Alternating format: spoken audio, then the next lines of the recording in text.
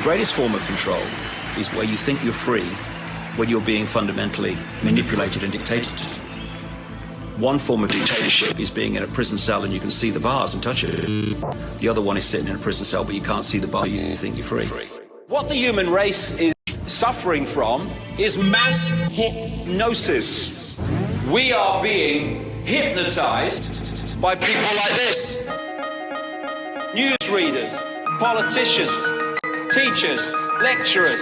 We are in a country and in a world that is being run by unbelievably sick people. The chasm between what we're told is going on and what is really going on is absolutely enormous. It's like we all know what's going down, but no one's saying shit what happened to the home of the brave. These motherfuckers, they controlling us now, and no one's talking about how they made us fight and be slaves. And everybody's just walking around, head in the clouds, who wanna wake up to a dead in the grave. But then it's too late, we need to be ready to raise up. Welcome to the end of days. Everybody is slaves, only some are aware that the government releasing poison in the air. That's the reason I collect so many guns in my lair. I ain't never caught slipping, never underprepared. Yeah, they shade sign on me, they just spray it proudly. George Bush, the grandson of Alistair Crowley. They want you to believe the lie that the enemy Saudi. The enemy ain't Saudi, the enemy around me. It's fluoride in the water, but nobody know that. It's also a prominent ingredient in Prozac. For real?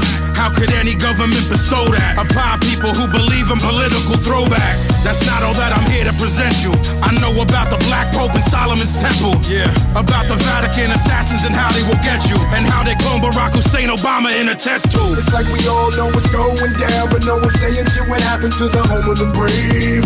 These motherfuckers, they controlling us now, and no one's talking about how they made us fight and be slaves. And everybody's just walking around, head in the clouds, who wanna wake up to a dead in the grave. By then it's too late, we need to be ready to raise up. Welcome to the end. Whoever built the pyramids had knowledge of electrical power, and you know that that's the information that they suppress and devour.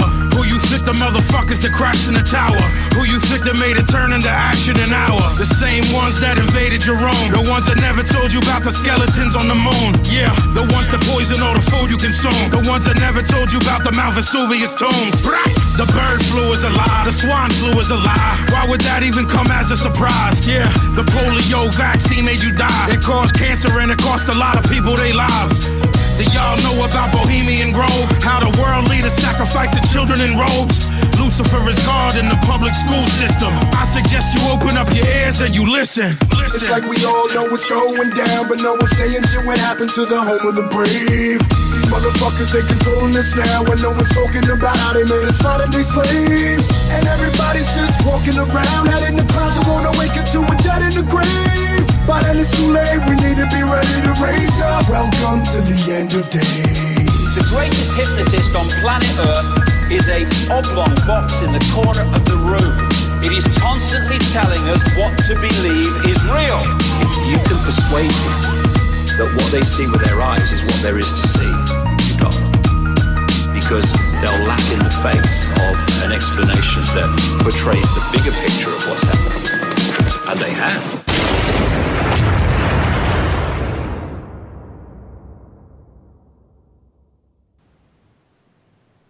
You're up. What you think of that?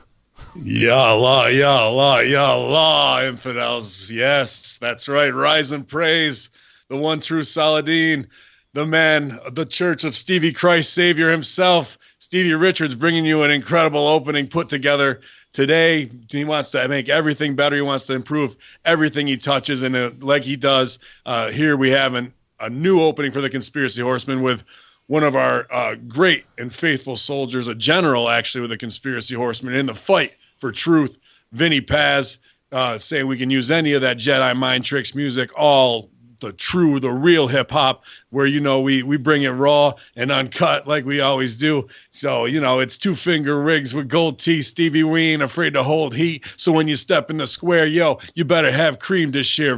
Ricans, Venaki, yeah. What's going on, Conspiracy Horsemen? Ricans, my man Big Ray with the Puerto Rican Pride Parade down there, or the Pride Parade anywhere, I guess, gay, straight, or whatever. But we're flying the flag of truth high here at the Conspiracy Horsemen, infidels. Yallah.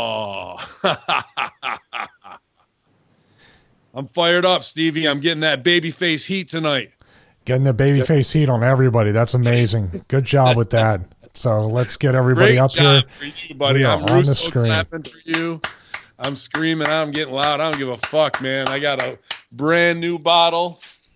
Tap the bottle and twist the cap. You guys take it off. I got a tip to that right there. New bottle of Evo. I'm going to get pretty well liquored up and pissed off like the mailman from Funny Farm tonight, because Stevie, it's going to be breaking Stevie, breaking Sal, and breaking Hameen here soon. Usually I don't, get too fired up, but it's getting to me. It's starting to get to me. Now, is that your second bottle this week? Because you did have to go through 5 hours of wrestling, if not counting the Sunday pay-per-view. I have been off the liquor, to be honest with you. I have not been Jim Leahy style, and we're way low on ice, so this should be an interesting drink all the way around. I had some Coronas last week, and then I was drinking coffee during Horsemen last week because I didn't want to fuck around half drunk, knowing I was going to call Jake Zimmerman and be that guy, So tonight's the night to get our shit in. Appreciate everybody in the chat room. I just see 1,000 bit cheer right out of the gate from Purdue 9600. Appreciate X Butcher, Reverend Smiley with bit cheers already. Armand, you guys were in here 10, 15 minutes beforehand. Loved seeing that because we, the vets see everything. We get the Stooge report. We see what you're talking about before we're live. We John Cena. You can't see us, but we see you, Phil the promoter, and everybody out there. Reverend Smiley, appreciate you, dude, bud. And we're going to have run-ins. I think Sal's going to be a couple minutes late, and GGP should be here too. But that those summer commutes and people got shit to do with the last minute. So Stevie and I are kicking it off, man. But we'll kick it off tomorrow morning if you want to get in on the declassified Ultra Kayfabe Friday Locker Room edition Thursday morning about 8:30 Eastern time. My eyes get opened and I get hydrated after drinking some whiskey. And we have a self-help group there to get through all the bullshit on the sheets, which there's plenty of this week. So looking forward to it, Stevie. Yeah, I'm looking right now. I mean, I think the countdown thing and giving people a chance to get in the chat room, say hello to everybody and talk. We got almost 100 comments already. And it's just, it's nice. It's nice to have things just rolling along and getting a little better. We tended to, like last week with Jake Zimmer. Is it Zimmer or Zimmerman? Zimmerman. Last week with that, it kind of gave us a kick in the ass to, we got to, we do our due diligence and we do everything we do. But, the production and even our outlook in trying to pursue the truth got a little bit content, and that sort of like kicked us in the ass to say we got to. So you've started a good trend since that night, because that call I think was a turning point for us to get reinvigorated with what we're trying to do here. Yeah, and I'll be open books about even the strategy on what next steps are with that. So I had sent him an email proper as an executive producer should. And requesting time with Leonard Posner, which he kindly not denied, but put over that now's not the right time as they are in litigation, which I completely understand. However, truth-seeking wise, that is, again, he just escapes the clutches of having to appear on something, viable, not necessarily camera. I don't know if he would do Skype video. I would love that. But if it was just audio, how do we know? How do we put a face to the name of someone who's been elusive, however, his name has been in so many conversations as related to this, and is someone who's pushing for, I don't want to put myself in a position here, but the conspiracy theory argument is he who he says he is what happened. And Jake Zimmerman picking up the phone and not calling our bluff. That wasn't a setup. That was real time, makes it real. Like, we can go down a rabbit hole of imaginary what ifs, but we're workers. We're going to the booker. We're going to the promoter. We want to know the finish. We want to know the real shit. We're not trying to get worked. So that's what we're, if we have a chance to do that. Now, that be said, Jake Zimmerman said he would field questions. So here's what I plan to do, Stevie, is because I saw Fetzer put something out yesterday. I'm going to get a hold of Fetzer and I'm going to get a hold of Wolfgang, and I'm going to let them know that we have this going on. And is there not an aha gotcha question, but, and I feel like Fetzer could go that way because he loves those moments, but Wolfgang we'll ask something logistical, and I just want to get those questions, and we'll go through those and maybe take the top 2 or 3 and field those. And maybe Jake Zimmerman will come on and do that video live with us, is what I'm hoping. So that's my next step in the vetting process this week, because I don't want to do anything that's going to impede an actual court case, but I do want to be as forthcoming and open with both parties as we try to do what we did with Razorfish, do what we did with Max and James on the New Zealand stuff, and be in the middle and facilitate what needs to be done between truth and the conspiracy community without Alex Jones as a backdrop. I'm really curious because Posner has an IMDb. Posner was an actor. Posner had some roles because that was part of the early documentaries on Sandy Hooks, right? Right? There was some stuff about he was an actor. His wife was an actor, I believe. Yeah, was that a different couple? No, they were. No, that is a different couple. No, Posner. But was Posner in that? Remember that one movie they showed where he had the gun and he was going to kill himself, and off camera the guy was that Posner? I don't think that was him. I think that's another. This is the thing. There's a lot of actors that lived in Newtown for Sandy Hook for some reason. Sandy Hook Dad, when Sandy Hook Dad comes out and is smiling and then does the, pretty much wipe of his face and he goes into tragedy mode, didn't realize he was already live on camera. Like that, plus actors, plus, and again, these are all could be coincidences, but there's no such thing as coincidences. And everyone moving out, and there's just too much. And here we are. He picked up the phone, and what is it? The doorbell rang. Fate answered. Well, what I'm asking is, like, is there any audio at least of Posner to where, like, we can get some kind of like not official confirmation of his voice if we hear it. It could be anybody then. Right. Just like the Fox thing, you never knew who was sitting in the room or who they called right after. And more on that to come down the road next week.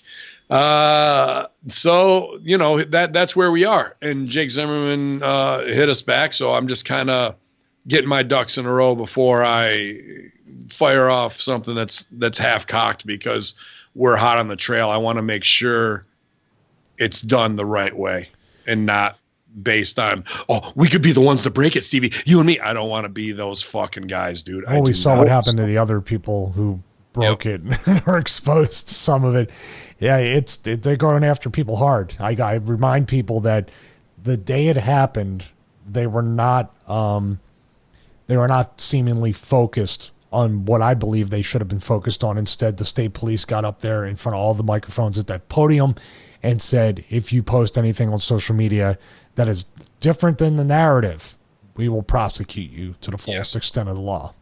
Yep. And then the medical examiner that was nervously laughing and joking and acting like a goof. I mean, there was too many red flags that they put live on TV.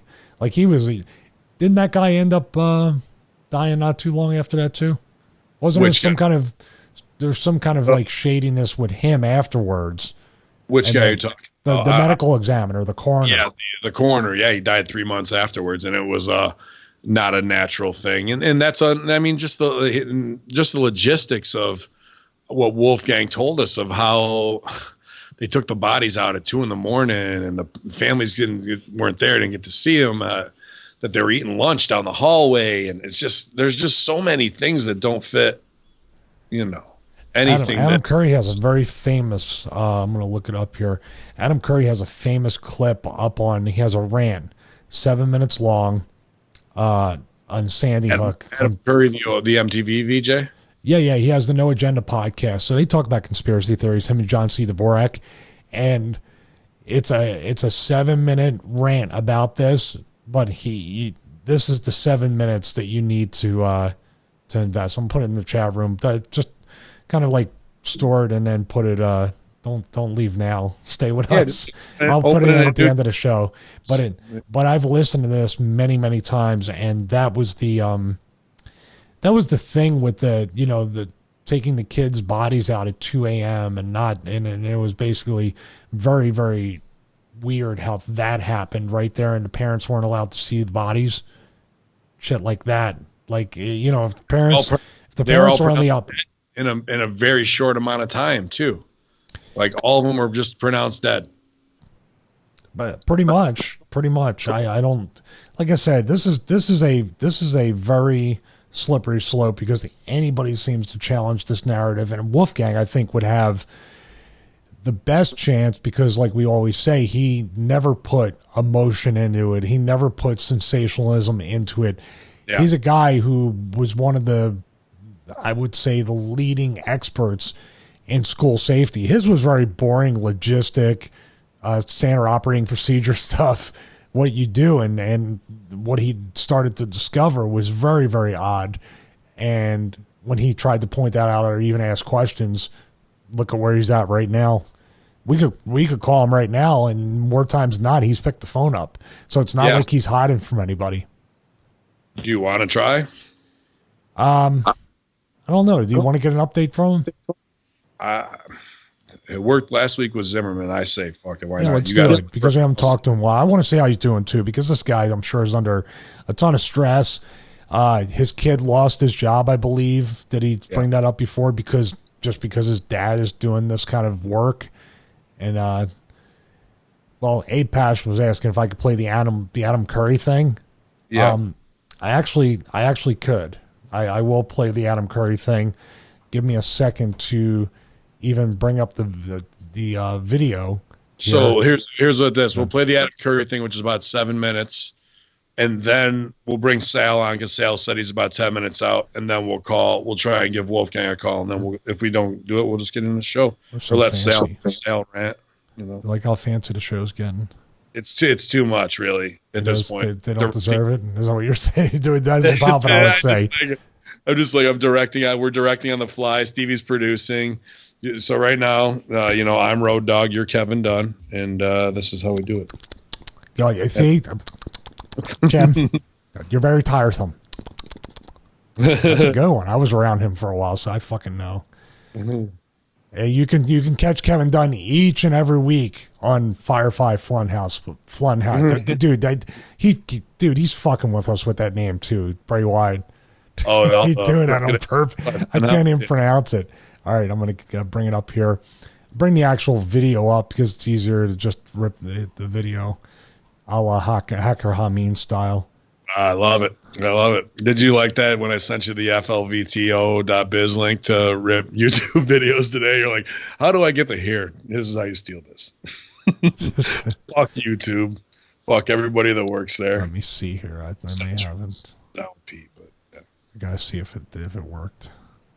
I loved watching those videos of like the YouTube creators that are the beautiful people influencers. Mm-hmm.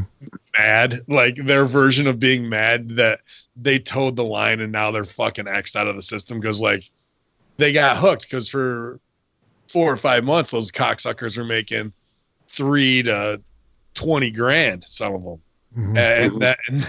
and now they got cut back to like $13, like, and they just had enough. I loved watching people who don't know how to promo or get heat try and put heat on YouTube. Like, it was awesome. All right, we're going to play the video right now with audio. I figured that out, so we are going to play it. Now, if you turn on the television and you're watching watching we'll be back 7 minutes. Game of Thrones or whatever it's called, if you're watching CSI, if you're watching, if you go to the movies, look at what is actually being done. Look at the amazing what technology has brought to the lying part of television.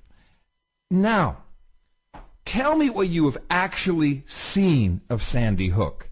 We have not seen blown out windows. We have not seen dead bodies. I hate to say it, and I know you're thinking I'm a dick, but I have not seen anything.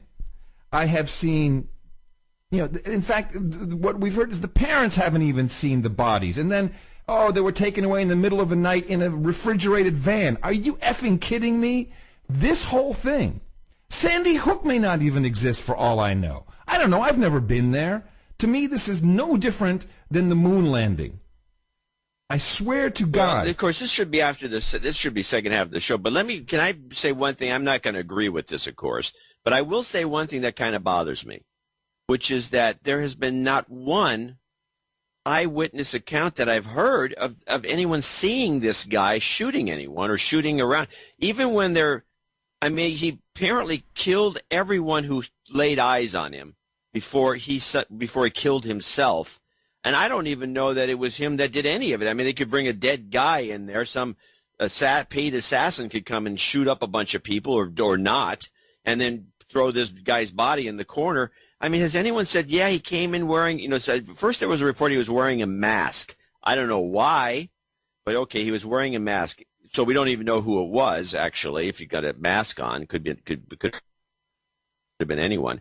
And then has anyone said, yeah, he started firing around, I had to duck, he shot so-and-so, or, I mean, has there been one eyewitness report of him, seeing him actually shooting a gun? No, there has been nothing. We've seen journalists trolling online to try and get a hold of people. We have not seen this. We started the show off with this dad, and I have shown this to actors, and the actors all say to me, wow, if that was really an act, then that guy is really, really, really good. And people do respond very strangely in certain types of environments of severe stress.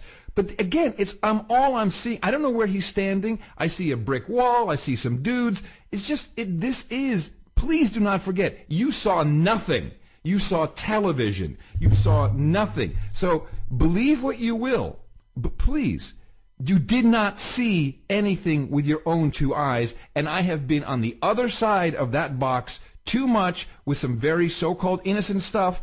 Week in, week out, I made trickery. So you did not see anything.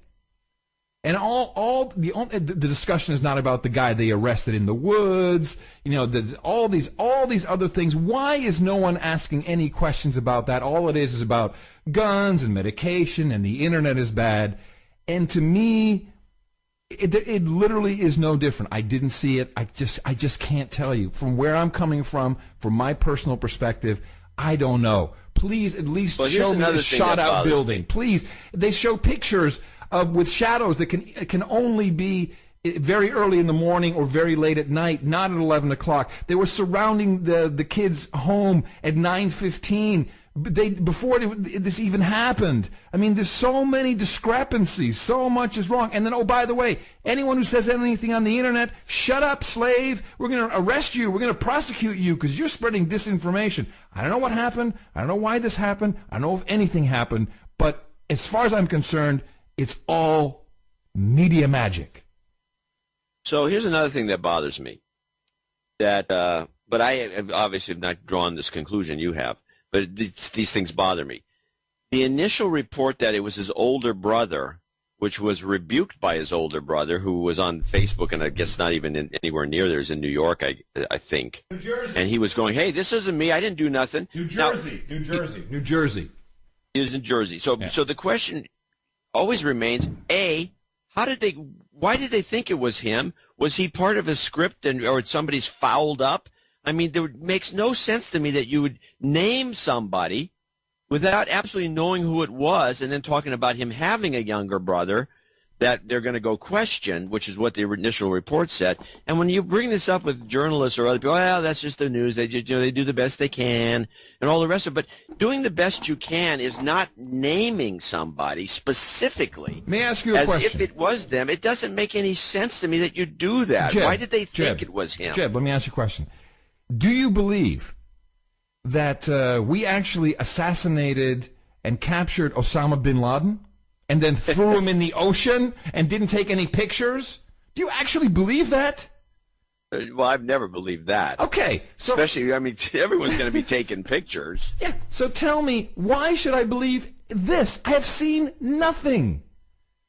They put sheriff's deputies outside of every single one of the so-called parents' homes. Why?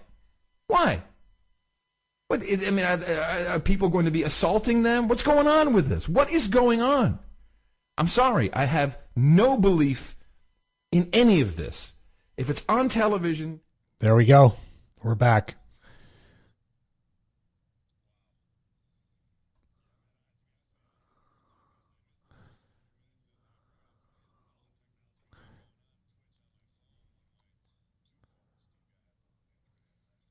Terrorist.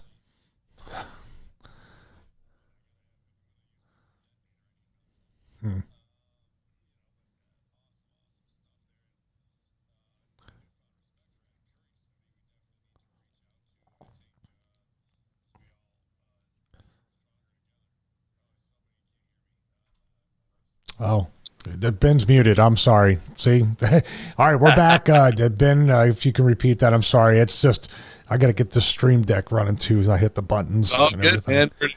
New production. We're doing stuff on the fly here, and I appreciate Stevie with all this awesome use of the Roadcaster.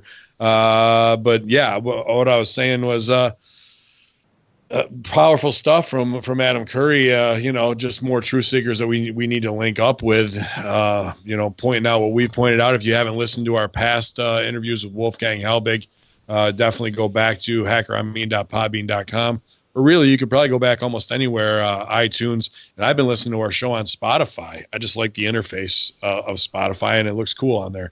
So wherever you get it, at least you're getting your truth. But still waiting on Sion bringing in Big Sal here in just a few minutes, and then we will try and give Wolfgang a call. Hopefully, and not interrupting his dinner, and see if we can get a couple minutes with him. If not, we'll go on to Plenty of Show, which we want to talk about. They Live tonight.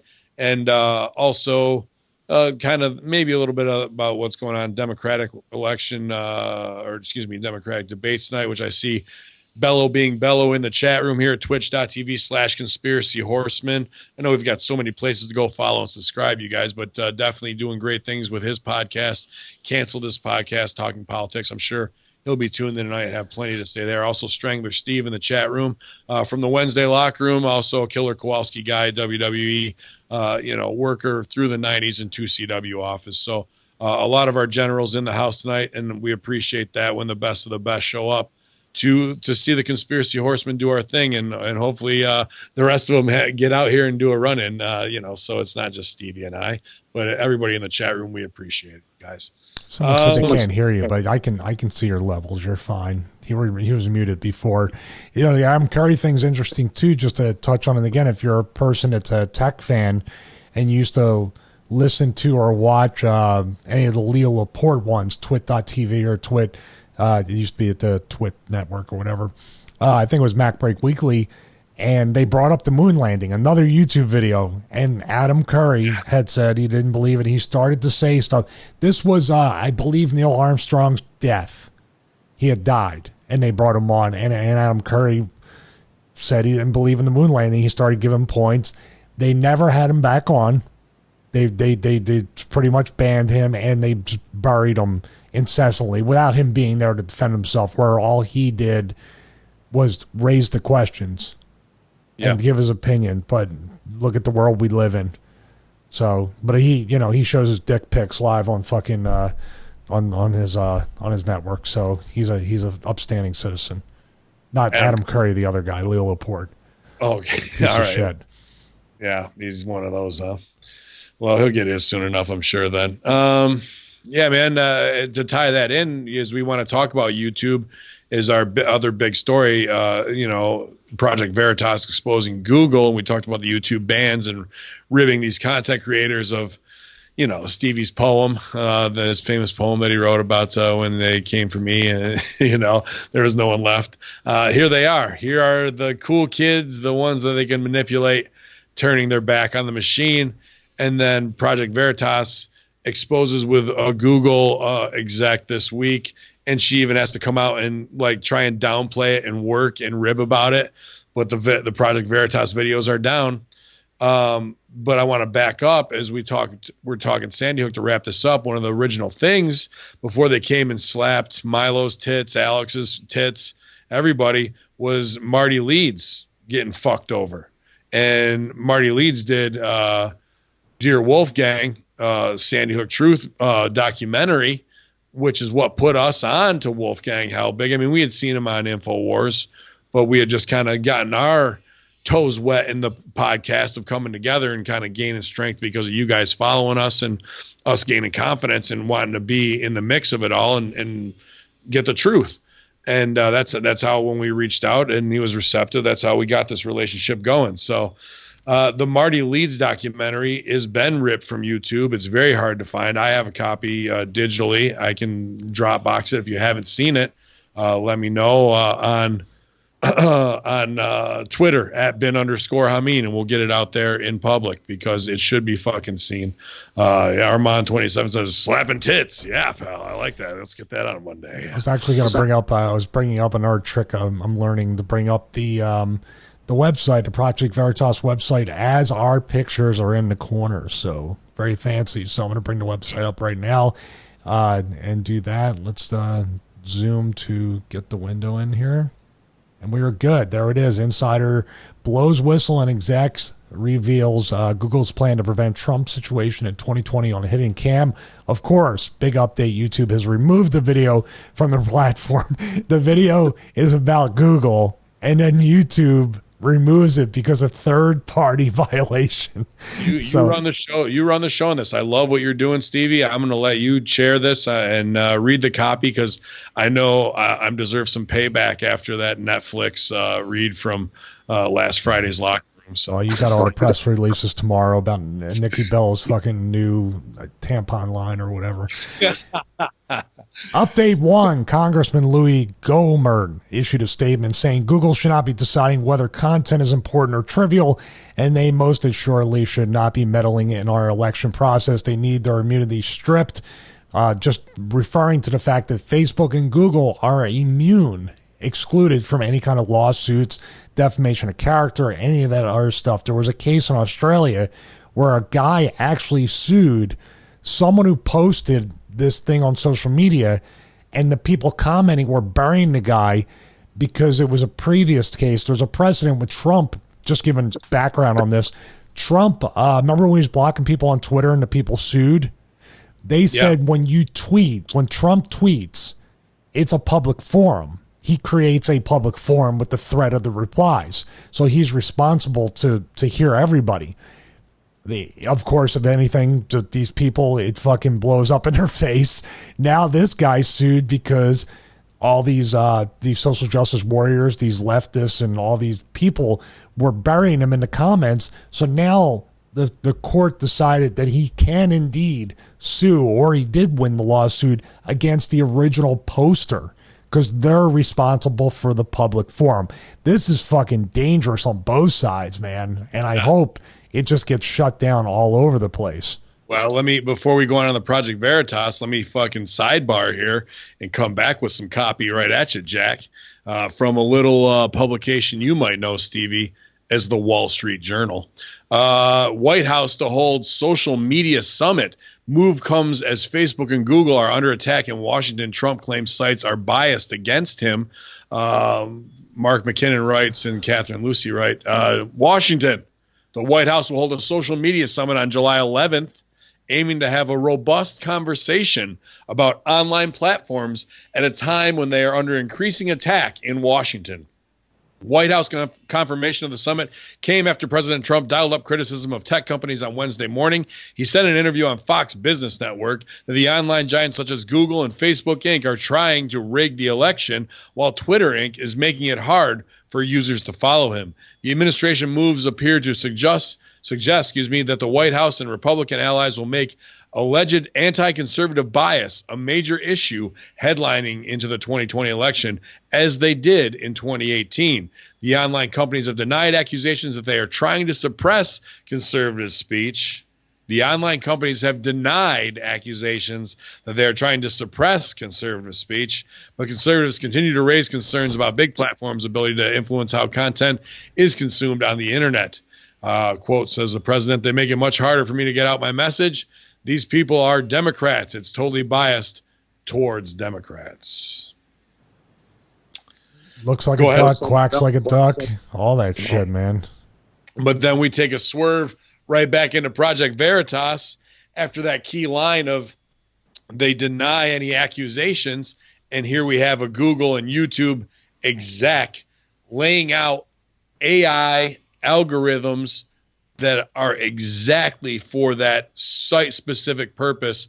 ML algorithm, I believe it's called. ML, I'm not sure, Steve, you want to keep going.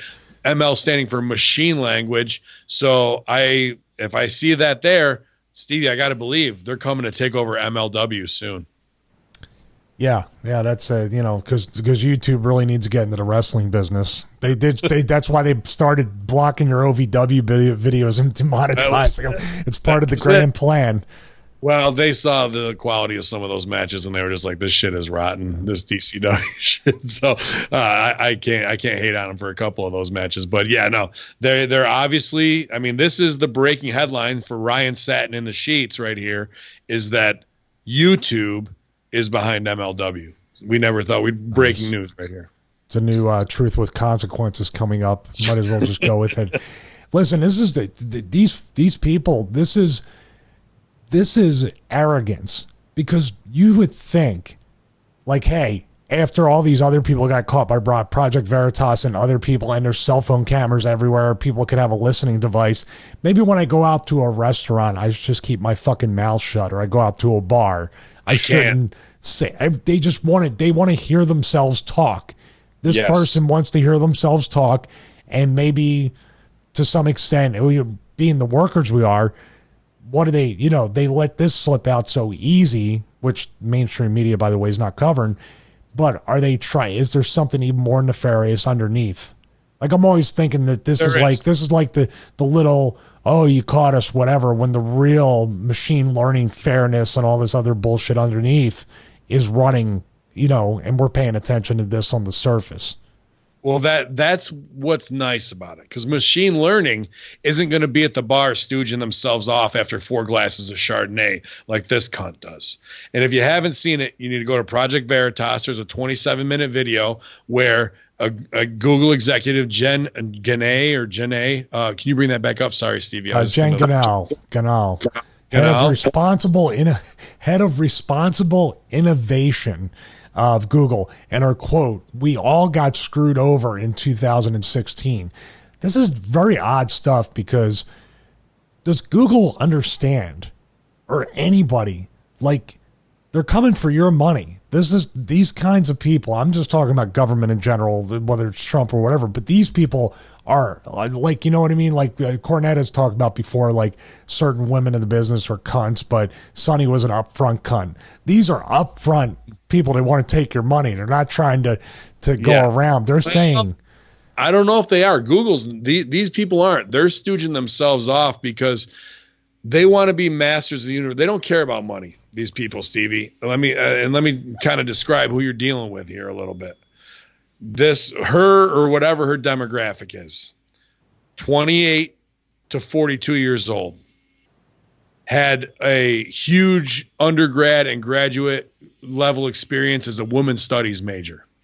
Somebody got in their head who's a lifelong academic, who's never earned a fucking dollar in their life in the real business world, and doesn't know how to make any decisions that are more than laterally to get tenure to stay in their position for 30 years while they warp minds into some utopian, I don't want to say communist or any of that shit, because there is good in all ideologies, I guess you can take away as an atheist, or I do, you know what I mean? And then they apply some radical bullshit as they get in a position of power through an affirmative action, women empowerment movement. And now they're there pushing an SJW agenda. This is every level at Google of who you're fucking battling against and who's coming to power, who don't care about what it should be, which is the Library of Alexandria to look up any real information. Now it's completely weaponized, hoard out, and run by these fuckheads who put their skewed ideology of whatever's women's studies professor warped their fucking minds back in the day. And we all will abide by that, no matter how ridiculous and how illogical the thought process is. And she stooged herself off. And unfortunately, they have an AI developer team of Asians from around the world to fucking make this thing, to bring to light their stupid social contract that no one has agreed to. And they're going to fucking do it come hell or high water, and we'll burn this motherfucker down at the end of the day. So that's why my bands are all back ordered, because these fuckers are working with Google, these Chinese kids. Fuckers. Here's a great quote. This is downright criminal though. Elizabeth Warren is saying they can't even get along with each other. By the way, Elizabeth Warren is saying we should break up Google, and I love her. I love her, but she's very misguided. Should I recopy like that? Look, that's what this bitch is saying in there. And, go ahead. I'll come back to you. Like that will not make it better or make it worse, because all these smaller companies that don't have the same resources that we do will be charged with preventing the next Trump situation. Right there, you're talking about collusion. You're talking about obstruction. You're talking about treason. It's treason. Damn right. It's like a small company cannot do that. So basically, you just basically said, am I wrong in saying collusion, treason, subversion, but also antitrust? We got to keep the smaller companies out of this, and we need to be the only game in town. And she fucked herself because she didn't think she was being recorded. It just shows how loose lips and how comfortable these people are in the locker room, and how delusional they are that if they really have an agenda like this to push, that this is the everyday convo here. Well, why are we doxing her? XR Butcher just said we're doxing her. I don't even understand what this term doxing means. That just means you give out their personal information, like their phone number and address or something, I believe. This is a public, dude, it's a public it's on post. Project VeritAss, dude. Fuck off with that. Don't come to me with that shit. Fuck out of here. When it comes to them trying to push this agenda at any cost, and then they come back with, well, they got me. I just said some wrong shit. No, you said exactly what's going on. And then to come back, triple down on it, and go, they're denying it in the Wall Street Journal thing, while this is going on in the underground where the real, things happen and the real news gets out. What does that do for Wall Street Journal's credibility, the Wall Street Journal? But they deny it. But they don't link to Project Veritas and the fucking actual video of this bitch 4 Chardonnays in running her fucking cocksucker. Yeah. That's it. That's what I mean. Like that right there proves that the comments, I was reading a couple of the comments, this proves more collusion than anything they prove with Trump. And like we said, Twitter thumbs, we're not fans of his or anything like that. But the reason why he got elected, and the reason why he'll probably get reelected, is because of how you're doing business. These fuckers, they need workers to tell them how to work, because they don't know what they're doing. And they're doubling and tripling and quadrupling down. And these stories they think because the news cycle moves so quickly that Nancy Brown will forget. Well, Nancy Brown will forget, but there's a lot less Nancy Browns every day with this shit. And you know what? People like the Trumps coming out and jabbing Pelosi on Twitter. She's like, I don't like ice. And he's like, no, you don't in your whiskey. Like what just nailing her, dude. People are like, that's what we need. We need somebody to not bullshit and talk. Well, we need somebody like us. And Trump, even though he's a billionaire and he's not like a lot of people, he's more like the common man, the Nancy Brown, than these people. Yep, there you go. But that's what I mean. How can these people not see that? And then they bring out an AOC. They see it, dude. They know exactly what new babyface part they need to play and when they need to say it and back the fucking team. They know what's going on. But there's the people on the inside, like this chick who's exposed. Nobody knew who she was until Project Veritas put her on blast, and they absolutely should, because if there's one of her at Google, there's 500 more. This is the scary part, though. What is this serving as a misdirection spot for? That's the first thing I think of when something gets exposed, how they're going to be like, okay, cool. It might not be a MyHop type situation to make this leak happen on purpose, but they see it happen and are like, oh shit, we can pass a bill at midnight. We can do all this other shit. And everybody's paying attention to that. I mean, as far as I know, Iran committed an act of war, and now everybody forgot about it a week later because it didn't get over. Yeah, Abby Martin was on Rogan and did a good shoot on the false flag of that too. Like everyone's just putting it over that this is a straight up false flag at this point. I mean, and why get hot about it? And I popped on that interview. I'm not going to act like it's my original line, but they shot down our robot. They shot down our drone. Nobody died. Well, guess what? That's the fucking perks of robot warfare when you're doing espionage, flying a fucking drone over a no-fly zone of a foreign enemy country that you declared and are putting sanctions against. Not trying to, Iran getting hot's good for my gimmick. Like, whatever. I got the flag over there. I'll fucking break that one back out again if I need to. But it's just like, What argument are you going to win to go to war aside from they shot down a robot? Let's fucking nuke them. Like, dude, you see what's going on here. You see it all. The banking, the oil that we fucking know. We know Saudi. We know all that shit. You're not going to pull the wool over anybody's eyes. I mean, the question's been answered there. And I think he pulled back at the 11th hour just because he's like, I'm not going to let them rope-a-dope me into this shit and get me there. And I was going to say to you, do we, in the next 2 weeks, crowdsource a trip for July 11th to fucking Washington to be there for this social media summit? And who knows, talk to somebody who fucking matters, and maybe we're the next Tyrus on Fox without groping somebody or sending them dick pics behind the scenes. I'd say we could go, I mean, but what the social media summit where they're going to have this vigorous talk or whatever, and we may not even have access to the building they're having it in. There might not be this huge deal where it's a public forum. We might waste a flight to go up there and do it. I know a guy who's good at writing emails, and I know two guys who are good at writing emails, and it only take about 15 minutes tomorrow to fucking CC a couple people on it.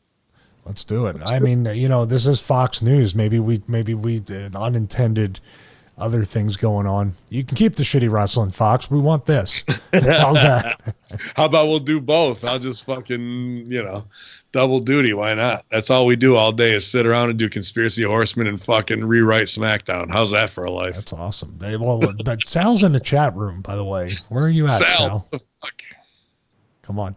All right, let's there's a little bit more fun of a subject. I finally got around to watching that Bob Lazar documentary after the Rogan appearance. Yeah. Now, he comes off very credible. Now, I would say I don't like the After Effects, like cartoonish, cut scenes, B-roll of the sky and the mountain. You know what I mean? Jeremy Corbell put this stuff in I didn't like, but the actual Bob Lazar stuff, dude, they were listening to their calls. They were listening to the calls, and this is 25, 30 years later, something like that, and they've raided his place, trying to find stuff and everything. The FBI raided it during the documentary, and it was very strange that, that Lazar was aware, like he was very careful. And imagine being that paranoid for a good reason all these years, and they're still keeping an eye on you. And the headaches, I was thinking when he's like, I got a migraine. I'm like, dude, what if they got something implanted in them, or they got to just wave in them, where they can track them and fucking hit them with an energy weapon anytime they want? 5G? Yeah. Possibly. Well. But what I was going to say was he has credibility, like more credibility than ever. He was on Rogan. People believe him. I was looking at some of the comments. There's nobody really like burying him. They make fun of Rogan all the time. Like Joe, hey, I knew a guy, Rogan. Joe, I take TRT Rogan, like all that shit. But him, they were like, wow, this is like he knew about Element 115 decades before they even officially discovered it. Right. And guess what happens? Like, I wish Sal was here, because, of course, we pretty much proved that we have alien technology. We proved we try to reverse engineer it. And we even proved that some of it was actually archaeological finds. Like, it was actually pretty much ancient when they found it in the 50s or 60s. They had that. So we're talking about UFOs going way back. And guess what? What's on next? Is Kardashians on next on E? I check that out. Fuck, man. Tampon. It's fucked, man, that this is the fucking world we live in. Like that this Evan Williams is just like, I'm not trying to depend on no bottles. The only night I really drink is Horsemen, but like tonight is necessary of like, what are we fucking doing? Lazar describes, and I wish Sal was here, and hopefully he should be here. I'm going to try and add him right now. I have the evidence. No. Lazar describes verbatim of how he got the job was they tried to cut in with like a laser plasma cutter into a fucking mini CERN reactor that they don't know how fucking works. That's about the size of a basketball. So as we bust Sal's balls about CERN, we've looked at CERN in this unbelievable human accomplishment. If you're listening, I'm doing air quotes because I don't believe it's human technology. I believe it's alien blueprints that we had to engineer at a big level before we could micro-engineer it ever. And Lazar pretty much describes CERN as a particle collider, as the way it makes its own gravitational force, and that's the way that they move the ship. And it's about the size of half of basketball. So the CERN we have is 17 miles long, like any technology at its baby infancy. When the computer was first made, the ENIAC computer, it took girls on fucking roller skates in 2 rooms to go do punch cards. And now look at the fucking computers you have. So that's where we are. We're ENIAC 1960s to compared to where we are, where we're going with the fucking Hadron Collider, as it's going to be the size of a basketball and able to emit its own gravity, which no other machine can do. And Lazar goes into pretty good detail talking about it. The dude even let him touch it because the dude before him who had his job, who tried to cut into it with a plasma cutter, got fucking obliterated. And he also says there was one time he was looking in the hangars, they had all the bay doors up and he could see down like all the hangars, and there was 9 different alien spacecraft in there. Yeah. I got one of them up. This is the sport model that he was working on. And yeah, 9 different ones. And that's what he said. One of them was actually like from an archaeological find. That's pretty fascinating. You were digging and there was a UFO that far underneath that you need to excavate it. Yeah. It's unbelievable, man. And what else is in Antarctica? In the fucking pyramids that are being uncovered in ice. And why are all these massive heads of state going there? It's just all tied into everything we keep talking about alien wise as we move closer and closer to full disclosure. And some other big report got handed down last week where I think like 7 or 8 senators got to see it, in some type of redacted tactics format, which you can get your redacted shirt at prowrestlingtees.com/. Yeah, man, it's a lot. It's a lot to ingest as we haven't even gotten to our show topic yet. Waiting for our brothers to run in here. Sal starting up his machine, and I'm sure Stevie will have some commentary on his packets in his audio. So we'll get that all straightened away. It's probably going to be better than mine for the $15 headset that he has. So, I mean, I got the stuff up. So basically, They Live is kind of predictive of just about everything that's going on today. It really is. I mean, before we even got to this point, you're talking about probably inspired by George Orwell. But what does John Carpenter know that he was able to get this so accurately? Right down to drones.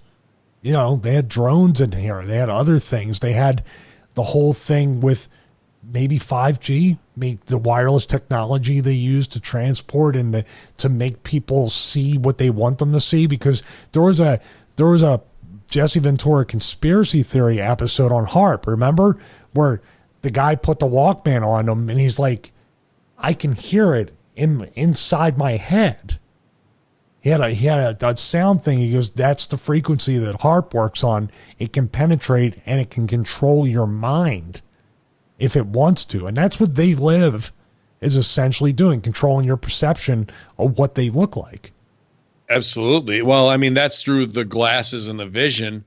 But before that, when they first break through the frequency, and you can get into Crow 777, who we're proud to have on this channel, really breaking things down at a high level, and words of programming, of what are you really trying to do? They show that on the TV where there's that glitch in the programming as they break through the frequency and are able to do the pump up the volume, pirate frequency to try and wake up who's out there. And goddamn, if that isn't the metaphor of what the conspiracy horsemen are trying to do as we break through these frequencies of YouTube and mind control and Twitch, which we're happy to be on and be able to interact with our fans who can crowdsource us. But how long till Twitch falls under that same control? Because when there's money involved, those cocksuckers at Bilderberg are going to get their taste. So in They Live, those first parts of before Roddy even has the glasses and can see the alien invasion, the RH negatives, maybe, I guess, if you want to call them that, he's showing just what our everyday programming is. Stevie said Orwellian 1984, and tie that back into the Project Veritas video. If you guys go back, and you must watch it, go to Project Veritas and look up this new Google video. It's 27 minutes. He likens everything as 1984 as a playbook, which if you haven't read it, is a must. I teach it to all my year one media students when I was teaching, as a way to open their minds and see, hey, what the fuck is going on around me and how am I controlled? It was a warning, after World War II, and now it's the playbook. And here in this Google shoot on Project Veritas, this dude puts that over verbatim. And how long have we been saying that? They teach Animal Farm more in schools post-Cold War to fuck with the communist rhetoric, but the reality is 1984 is a far more important piece of literature to show you what you're living under, and V for Vendetta is the visual version of that. Now, will we get to the point where the overrun of YouTube and Google, hopefully in a peaceful protest, unfortunately that's not the way it seems in 2019, where these things need to be broken up in a massive way because they just have far too much influence, far too much sway. In simple Google searches alone, these AIs that have been put in place by SJW, whatever you want to call her. I've said enough fucking verbally abusive things. Sal, what are we going to do about it? Fucking burn all of it down. My packets. Look at this guy, handsome. He looks like Ricky Vaughn, ready to take the mound. He's got a polo, ready to go solo. I'm not sure what's going on with corporate Sal, but I like it. Yeah. I started working for a security company. Did you? And so I have nothing to do with security. I have to do with destroying files. That's my job. He's out there with Stevie's out there with Blackberries and hammers all day now, and he's going Cerveza, double deuce, Corona tonight, buddy. Drinking Carol's mead. Oh, really? It looked like the Corona from afar there. Stevie, what do you think? What are you thinking, buddy? Welcome, Sal. We missed you. Well, I heard you guys fucking in the chat room. Just on and on about CERN. And then I was distracted by fucking Ben Espinoza talking about the Phillies. Ben Espinoza, please buy the bands, join the Stevie Richard fitness movement, and fuck. Oops. What did I do? Yo.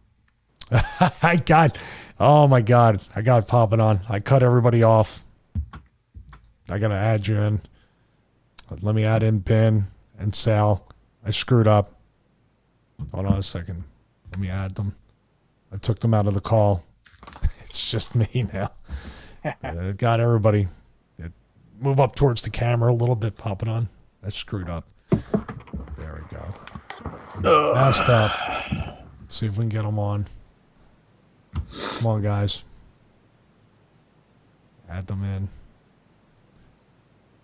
So we were talking about They Live. I messed up the tech of this. Hopefully it'll come back on. Unbelievable. We were just getting into They Live and talking about that, but Ben had talked about 1984, and then Sal came on. My goodness. Come on, Ben. Get back. I want to add him in there. Get him back here. Sal is not available. I'll still get him. There's Ben. Boom. Guess who stepped in the room? The gal. I messed up. I took the call and cut everybody off. It was awesome because we were shooting on you, and then I go, he's not hearing any of this because he's the one hosting the motherfucking call on Twitch. So we were just getting our shit in on you, and it didn't work. You want Sal's red right now. He's not available, so I don't know if that's just. Here, I got him. Well, he's coming in now. He's coming in. All right. Good luck. GGP, what's good, man? Good to see you, buddy. We miss you. Miss you guys too. Great to be seen. There was a big poll put out today. Who cuts the best rant? Sal, by far. Media Group, Sal, GGP, 8-Track Brown, or 8-Track Brown. First 8-Track Brown, I was like, okay, guy's got a little, he's cool. And then I started thinking about it. I read his little comment over and over, and he said status wins out over talent. If you need a talent to rant, my friend, and if that's all you need, then you know what? I will step back. If you need that, then. Who the fuck is 8-Track Brown? 8-Track Brown. 8-Track Brown isn't on Hameen Media Group because he's a liability, and I love him. But the fact is, he's unstable, and I can't fucking have him doing what 8-Track Brown does. Now, that being said, who is he? Is he a worker? No, he's a fucking no relation to Bad News. Mark dude who came up with Ray, and he came up with fucking Billy Ray Valentine, and they had their own thing with the PW Hustle, and they merged. You know, I'm not gonna say I cherry picked their talent, but those guys wanted to step up. Track is happy doing his John Cena rants, and he does a hell of a fucking Iron Sheik impersonation. Nice. And he's a, you know, in the underground Mark Wrestling Sheet podcast world, he's his own little personality because he fucking goes off. But Track should be fucking happy to be mentioned in the same breath as fucking real workers. So he wants to fucking big league and come back on sale. Track, I love you. Shut the fuck up. PW Hustle, subscribe. Oh, he tried to go after Sal. No. Nothing hard. I actually want to listen to him because I actually read that a couple people put over, you know, the Sheik thing, so I want to check him out. When he's off his meds, he's the best at ranting. But he could easily be tased in a mall. I'll leave it at that. Let's put it like meet this. Meet up with us in DC, bro. Oh shit. Let's put it like this. Sal has his own podcast, and it's Giant Rant. So I think he wins. I do not have my own podcast. But you and Stevie. GGP, not just because you're my tag partner and tag champions, I voted for you. For some reason, when GGP rants, like I feel bad. Like I'm like, fuck, I fucked up. Like even if it's not about me, and if you can get that emotion out of me, I gotta give you my fucking vote. Not that I don't. If we let GGP get to that point where he's got a rant and we fucked up, obviously. Yeah, like it's the dad rant. There it goes. Like I fucked up. Like nothing. I just gotta take it. Sal, I'm in it like watching a boxing fight. I'm like, yeah, where's he going next? Like GGP, I'm like, fuck. So I had to go GGP, but you guys can vote. It's still on my wall at bin_. How about you don't vote? We all have. There's enough room for all of us ranting. Yeah, man. Even honorary mention here. One of the co-hosts on the NFL podcast, Spiro. Yes. He goes into his rant on the liberals and on the left, and we egg him on every show. I was egging him on last night, big time. Oh, it's hilarious. Yeah. And Bello being Bello, he gets into, and all you gotta do is say AOC and drop that grenade and go off for 15 minutes. But hey, guys, we're at fucking full force here. I'm at full 6 inches erect, drinking Evan Williams. All my brothers are back. We had a 3-man booth last week, but it always just feels better when we're all here. Oh, by the way, Sal, I got it. What'd you get? The part is the lollipop kid. Thank you. Hey, it's a union gig, bro. Don't fucking hate on it. Not hating, dude. Benefits galore. All the fucking pops you can lick over there at the lollipop kill. We before you guys came on, we're getting into They Live as we talked about it. We talked the Google Project Veritas stuff a little bit. I mean, we can come back to it. But what we touched on as a follow-up, as obviously you listened, we missed you, GGP, last week, on the Jake Zimmerman call and email. And we had what I wanted to do was get a hold of James Fetzer and also Wolfgang Helbig to get questions from them, because Posner, his lawyer, Jake Zimmerman, said that he didn't think it was right for Posner to make a statement now. However, that could be just what it is on the surface, or isn't it elusive? We still don't get to see Posner. Here's the fucking 3-card Monty again, right? Of where we are and trying to seek the truth. I think we need to get a hold of Fetzer and Wolfgang, get a couple of questions, because Jake Zimmerman said you can submit your questions to me. I'll answer them as best as possible, and maybe we'll get them on video. So I want to have it really structured the right way. And we thought about calling Wolfgang tonight. Maybe we'll get lucky. Oh, listen, as long as we get our producer Ben Dorr to get on the horn and get him and do this properly and professionally, I think it'll work. Exactly. I don't know about this Bin Hamin guy. I mean, he's too busy talking about 8-tracks over here. I don't know. He's outdated. That's right, man. But honestly, though, I mean, just tell him. We can get the lawyer not even on the phone. Just tell him, hey, man, we would like to have you get a guest on the show just to clear the air. And then we just talk to him civilly, and we'll have a nice discussion. And that's it. If he is a lawyer and this is all legit, he shouldn't have any issues. And if he can't talk about anything about a trial, we understand. All he has to do is give us the Iggy, and we'll lay off. That's it. Love it. I love it, man. I love it. That's why we have him here as a voice of reason as we try and improve the show. You guys missed it earlier tonight. Stevie kicked ass with this countdown, man, with NASA graphic, and we opened with Vinny Paz. Obviously a huge supporter of what we're doing and has a great crossover following hip-hop and truth-seeking wise. And then we even cut to an Adam Curry video. We're putting this motherfucking roadcaster to work, Stevie. Yeah, and then I hung up on everybody and said, fuck this. I got it. So you guys cool if we try and give Wolfgang a call right now? Yeah, let me call him. Yeah, have Ben Dorr call him. Or I'm calling him through our other producer. Wolfgang's not Horseman. He can hang with us. He our knows other producer, Steven Richards. Let me see if I can get him on the line here. All right. We can have George call him. It's so weird to hear fucking Ben Dorr.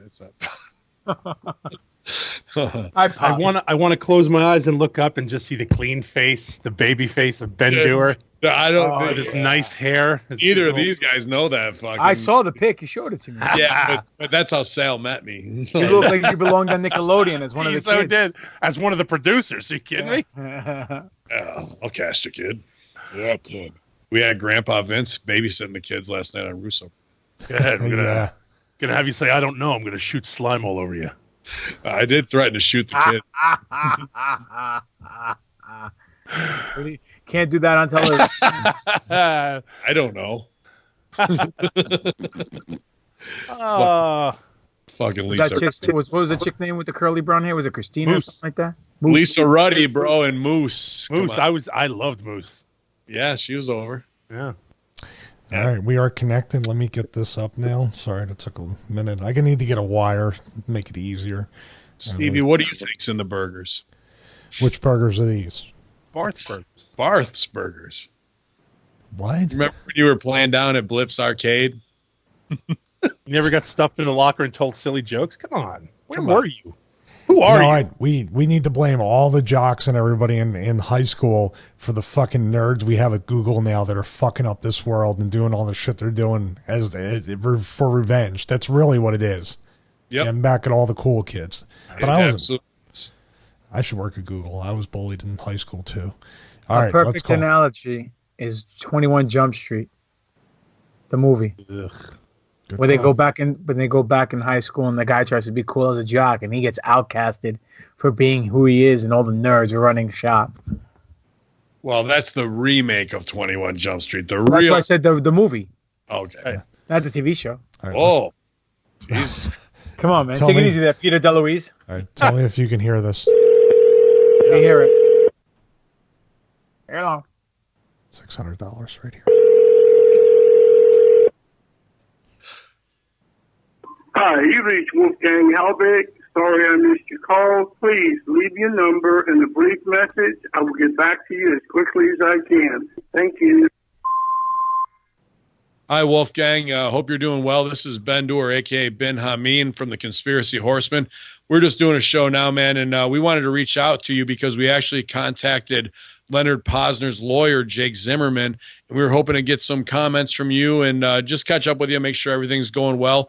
We'd love to have you back on the show as soon as possible. And please get a hold of me. You have my number, and I'll actually text you as well. So take care. We'll talk to you soon. Yes, sir. This is Stevie Richards, by the way. This is my cell phone number, so if you want to call back directly tonight, we'll be recording for another probably half hour to an hour. So just give a call back, and we'll patch you right through. Okay. Thank you, sir. Bye. I just wanted to let him know because he probably didn't recognize the. I think going to fucking work for. Nobody ever picks up the 203-912 number. They always think they're getting. He thinks he's getting released. What was that? Well, that's funny because I actually, before I sent you the number, I had gone through my, my phone and I clicked it and WWE number came up because it's right next to Wolfgang and the fucking thing. So I almost sent it to you as a rib just to call the office live on air, but I fucking didn't. I should have. We should have called Vince as Vince. That would be cool. You won't do it. He's at the office now. I'm sure. I dare you. I dare you to fucking call him right now as Ben. Because you know what is going to happen? That phone call that we just did, it's exactly what will happen. To go, hey, pal. Hey, Vince, this is GGP. My name is Demetrius Papadon. You can get me at twitch.com at Demetrius Papadon. I'll even drop it. Hey, now. We got Vince. We got Vince. We got Stints. Pince. And then Prince. All right. Hey, Stevie, I'll make a loose half inebriated promise right now. After all the shit we're going to stooge next week, if things are at like an all-time low the week after SummerSlam, because I got Vince's extension to his office, we'll call the office and I'll call him to prank call as Vince for GGP to try and get him a contract on his voicemail. That is exactly what's going to get him a contract right there. That'll do it. Immediately. I'm still going to. The street got. Yeah, I got to sign him. Yeah, he's good. Call up like the Hollywood producer and be like, oh, sorry, wrong number. If I just buy one share, I can get on that call. I'm buying the share. I'm not going. It's the thing to do. Yep. More stooge next week. We're not going to get into it. Plenty to do. We call Wolfgang, guys. We dropped the pebbles in the pond. Appreciate you sticking with us through all these new and awesome, sexy productions through our Roadcaster. Able to call anybody we want, put up countdowns, endless websites, and just making the show better for you guys with GGP. Not to mention, at his command, we have a hee-hee whenever we want one. Yep. It's still there. I don't get rid of it. But this is software actually for streaming that we're using. It had all the other capabilities that I ignored. But the Roadcaster is going to get. I'm going to get my 600. I'm going to make phone calls every day now. Do it. Wait, hear it again. There you go. Love it. I took the Michael Jackson sexual predator testimony off there too. I need. While you're there, though, let's fucking hit it because we did plenty on it to really shake up the web a little bit. This week, more fucking stories coming out how Michael paid off $23 million and $600,000 to keep people quiet about. I didn't see that.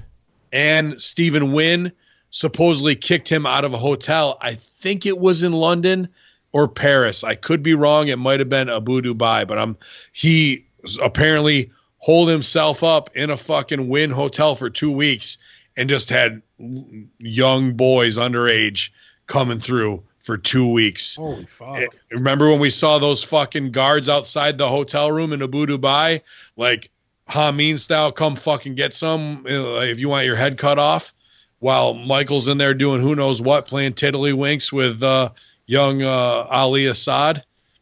Who the fuck knows, man? And Wynn kicked him out of the hotel. So these are the stories that are coming out now, post haste, after Razor Fist gets his fucking shit in for the X amount of time with Michael's cousin, who I'm sure doesn't want to cash in and only wants to preserve the name. Here's some more big payoffs: $23 million and $600,000. Imagine you're the 600,000 kid, Sal. Your dick isn't worth. What part is he imagining right now? Yeah, well, that's what I'm saying. Same molestation, way lower payoff. So, hey, Shug. Hey, Shug, over there is the over molested kid. You're the under. Yeah, you're the under molested payoff. You're the cheese hopper. You go over there with the jobber molested kids over there, Shug. We can pay you in cash, Shug. We don't have to cut you a check. Yeah, I got some pocket change for you. Oh, wait, hang on. Oh, wait, hang on. I got some. Oh, it's adult tissue. Hold this, Shug. And got fucking change, some lint. Mm-hmm. Oh wait, I think I got a Mentos. You want a Mentos? Here I you can go. imagine that the clickbait. Clickbait wrestlers accused Dixie Carter of being in the room with Michael Jackson while he molested kids. Like, that'll be the fucking headline. Y'all didn't know I fell on my ass in the Parthenon.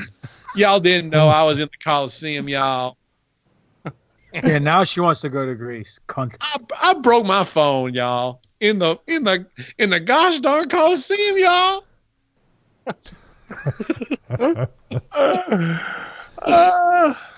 Gladiator, y'all. I was in the jobber Parthenon, aka my home gym. Hashtag broke my home gym sauna mirror, y'all. I was gonna say that's the one thing that Michael Jackson would actually never hashtag gladiator. So, and this most fucked up version of the conspiracy horsemen, as we bring it full circle, and we jump back into what we originally had planned, but there is no roadmap when you're seeking truth and going down the rabbit hole. We were on They Live, you guys, as we talked about the Google insane Project VeritAss, the frequency of people being programmed by TV when we have alien stooging going off and they give a fuck more about Kim Kardashian, and at the most high levels. And we're living this strange postulate, and you try to get your CERN heat sale with the Bob Lazar interview, but that's at the end of They Live when they're taking off from some teleporting thing, which we've talked about with Corey Good, as he puts over, it took him 4 minutes to go from Earth to the moon base. That's fucking exactly what we see at the end of They Live.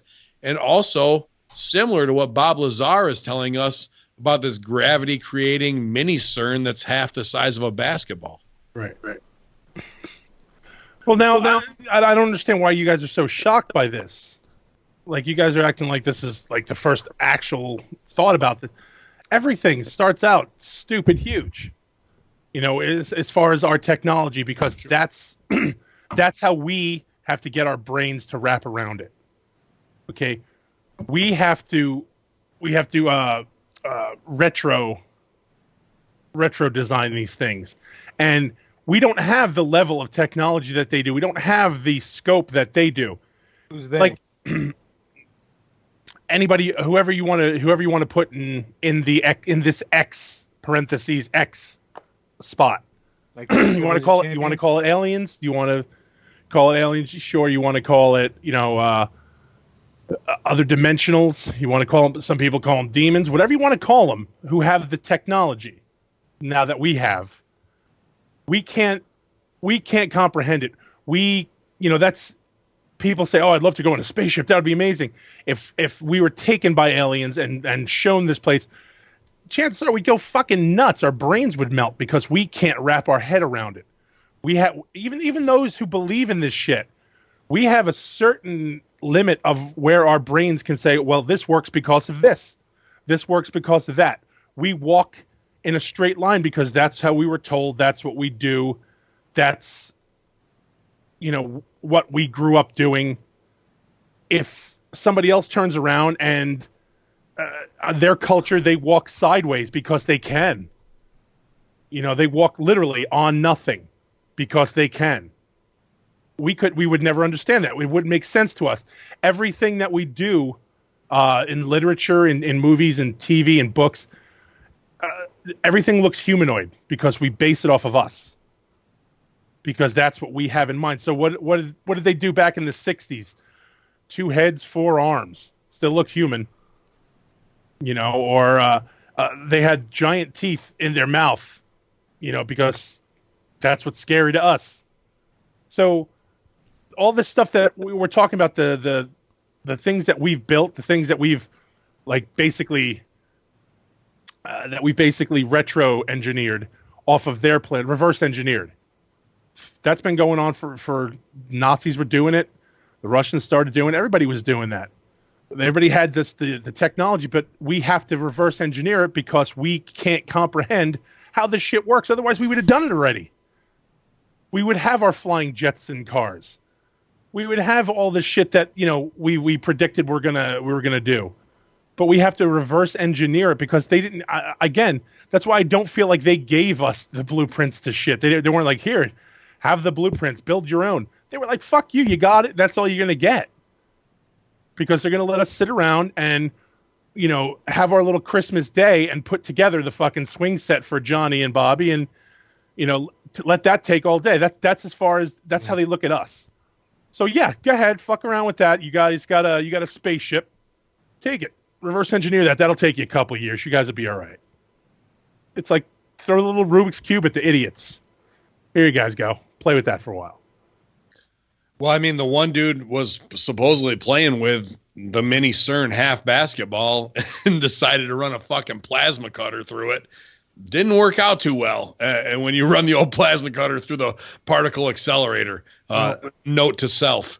So, you know, like then Bob Lazar comes in and says that, you know, and I can see this from a military guy, like, yeah, go ahead, put your fucking hands on her. You know, like, and you can feel the gravity pushing back from you. And like, I actually think Dixie Carter did it. It was like somebody who was over was going to like, no, Shug, you're over. You don't go after. Shug, you never put your hands on an anti-gravity generator? Come on, Shug. This is the same old shit. Bring the jobber scientists over, Shug. Hey, can I touch it? No, go sit by that weather balloon, Shug. Mm-hmm. GGP, did you get a chance to see any of the Bob Lazar stuff on this? Is this the Joe Rogan podcast? Yeah. I was watching some of it, yeah. I didn't get a chance to finish it, so.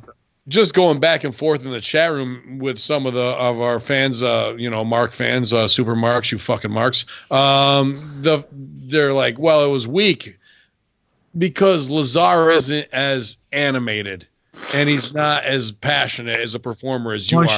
Why don't you tell these fans to shut the hell up? Because if they don't like it, they can start their own goddamn podcast and try to get Bob Lazar on and interview him, and then they can ask the deep questions that they want to ask, like what's your favorite color? What's your favorite dinner? Do you like long walks on the beach? Do you like holding tentacles? Have you ever met an alien? Oh, that was cool. Oh yeah. Shut up. Yeah, How exactly. dare you? Like, they say Marks. It's weak sauce, like stooging off about finding a new element that only exists for 0.22 milliseconds is like, you know, that's weak sauce. You ain't shit, Stevie. How the fuck dare you do resistance bands and discover a new element? You know, like the fact that they want it. I mean, we'll reach out to Bob Lazar and they can hit us up at conspiracyhorsemen@gmail.com with any of their questions for him. But when you saw this, to me, there's, with all genius, especially dealing with academics and fucking science people, there's madness. They suffer on the social end, which we excel at as promo guys, as heels of getting heat or whatever the fuck.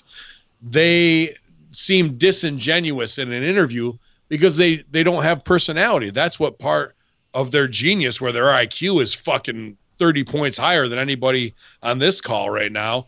They don't have the ability to articulate, and that comes off to the Marks as disingenuous, when to me that's more proof that what they're fucking saying is real, because I'd rather have my nerds not be charismatic. Look at Elon Musk. The guy can't conduct an interview without looking like a cyborg or sounding like a cyborg. You know, look at all some of what's his Facebook name? Even the werewolf guy, what's his name? I'm thinking, had a Facebook who, how awkward he fucking was. Zuckerberg. Zuckerberg, yeah. Zuckerberg, whatever his name is. But the other dude, what's his name? The guy who used to own Skinwalker Ranch. Bigelow. Yeah. Deuce Bigelow, Bam Bigelow. Bobby. Yeah. You know, good old Bobby. Everyone see for Bobby. You know why he did Bobby? Bobby B. Anyway, he even he comes off a little socially awkward, you know, in interviews. And that makes it more believable, doesn't it? Yeah, because it's the truth. You could see these guys were extradited to the side when they were younger and weren't accepted by the jocks and all that stuff, and they kept to themselves. And that's why they accelerated at what they know, because that's all they had. Just like that's exactly the point. Like, these guys didn't have time to go polish up on their fucking coolness. They didn't have the social interaction to make them, oh, we can be, you know, we are amazing speakers. And it's not about that. These guys know what they know. They've been ostracized. just like the same as we were to a point. Whereas, these guys build billion-dollar companies. We made a fucking podcast. So, yes. Have you been turned down for 4 TV shows? I don't fucking think so, Bob Lazar. In your fucking migraine face. Right. So, but that's the thing. Like he wants, those guys have been, every time they bring that shit up, they'd go somewhere, they'd go, hey, I'm Bob Lazar, how are you? And they go, oh, Bob Lazar, where do I know that name? Well, I do a lot of alien research. And okay, great. Wait 1 second, I'll be right back. And they fucking peel off. And they powder off, and that's it. Nobody wants to talk to this guy. And the people who do want to talk to him are the people that nobody wants to talk to anyway. So it would be us 4 idiots standing around Bob Lazar at a party going, so what else happened? What else happened? What else happened?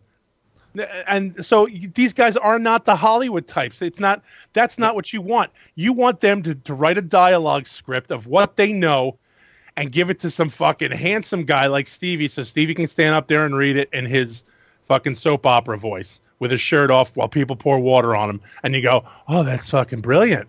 Stevie Richards is amazing. This is one of those finger banging. I wasn't going there, you filthy fuck. But okay, fine. Is this a Ricochet video? So yeah.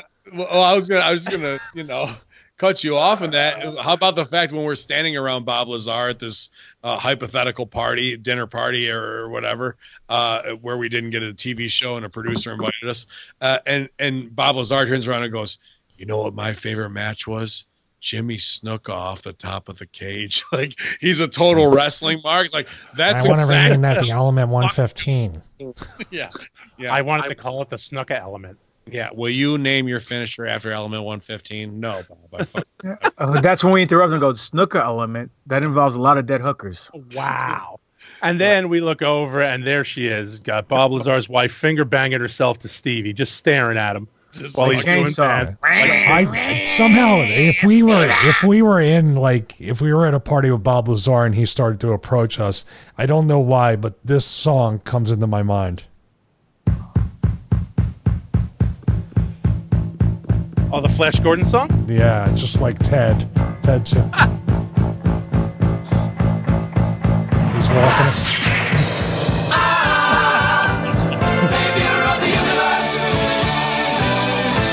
I just see him pushing the glasses up as he's walking towards us. I just love that song. Well, let me ask you a question, Stevie. Since you're a big NFL guy, and this is like we're talking about the movie Ted, are you the one giving Tom Brady the hand job? No, I'm. Fuck that. Tom Brady would be finger blasting his own asshole, Stevie Richards. That's what people do. That seems to be the joke of the week. It wasn't the joke of the finger week. Thing.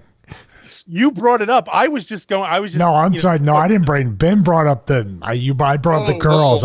Ben brought up. No, Spider. I said I'm okay, Spider. Yeah. Spider, dance a drink over here, Spider. There's a joke here, but I just can't. I just can't put my finger on it. I don't know. Now let me ask you a question. After this person does this, do they become the U.S. champion? Well, I think it's the perfect metaphor of being the U.S. champion, sticking your own finger up your ass and smelling it. Really, to be honest. Yeah, that's about where we are in 2019 society. What am I missing? Imagine if that's the big video dropped on fucking wherever, Stooge Report, Jihad Celebrity, whatever the fuck.com, where he's fingering his own asshole. Good stuff. And then they put the title on him that week. I remember when I got sent home because I wanted to work more. I got in trouble. You know what? They misunderstood it. They actually just misunderstood it. They were standing there and they heard somebody say, "Put the strap on him," and they went, "Put the strap on him." Strap on. Sure, yeah. okay. Put the strap on him. Fuck it. We're talking. I'm balls. That's what I like. Yeah. Papadon's going out of frame. Like you can't see his face. He's just like, oh, sorry. He's like, for all we know, that's Austin. Austin's doing the Horsemen. That's not Papadon. Like he's. You literally looked down to where we couldn't see any discerning features of your face. I will be like, oh, today, guess who we have on here? So yeah, that's how he got the title. I heard that's here's misunderstood. My highlight reel on Pornhub. You want to get signed, kid? Yeah. Yeah, so that's what you missed on This Week in ProWrestling.com. So now, was Ricochet watching a Stevie Richards fitness video while he was finger blasting his own ass? There is a new core workout, so I'm not sure if that's part of it. I was going to do that after the horse. I did the sauna video. That might have. I'm sorry if I triggered anything. That's what did it. That's what did it. He's like, I'm going to break my glass window. Dixie's been sending me sauna doors. Oh, Shug, here's your door. If you got the over sauna doors, they wouldn't break. As we go back to They Live, because we're all out of 44 time. minutes later. I got some clips. We can that we could play for everybody. There's no audio, but we're going to talk about some of these scenes, which are pretty profound. I think the most profound thing isn't the media control as we talk about YouTube, as we talk about V for Vendetta, the Ministry of Information. It's, to me, the biggest message, and I will go around the horn here, is the consumerism and how we see advertising, just as it cuts right through when he puts the glasses on of what the message is. And me being a marketing guy, I love that shit, but because it's entirely, absolutely true the whole way around. And we look at Piper with an awesome mullet here, putting the glasses on and off, seeing the aliens, being able to see the true message of advertising, which the Nancy Browns can't see. They are just absolutely mesmerized by it in a Pavlovian way. It becomes a catchphrase like "Get her done" or fucking what was the Bud Light Frogs?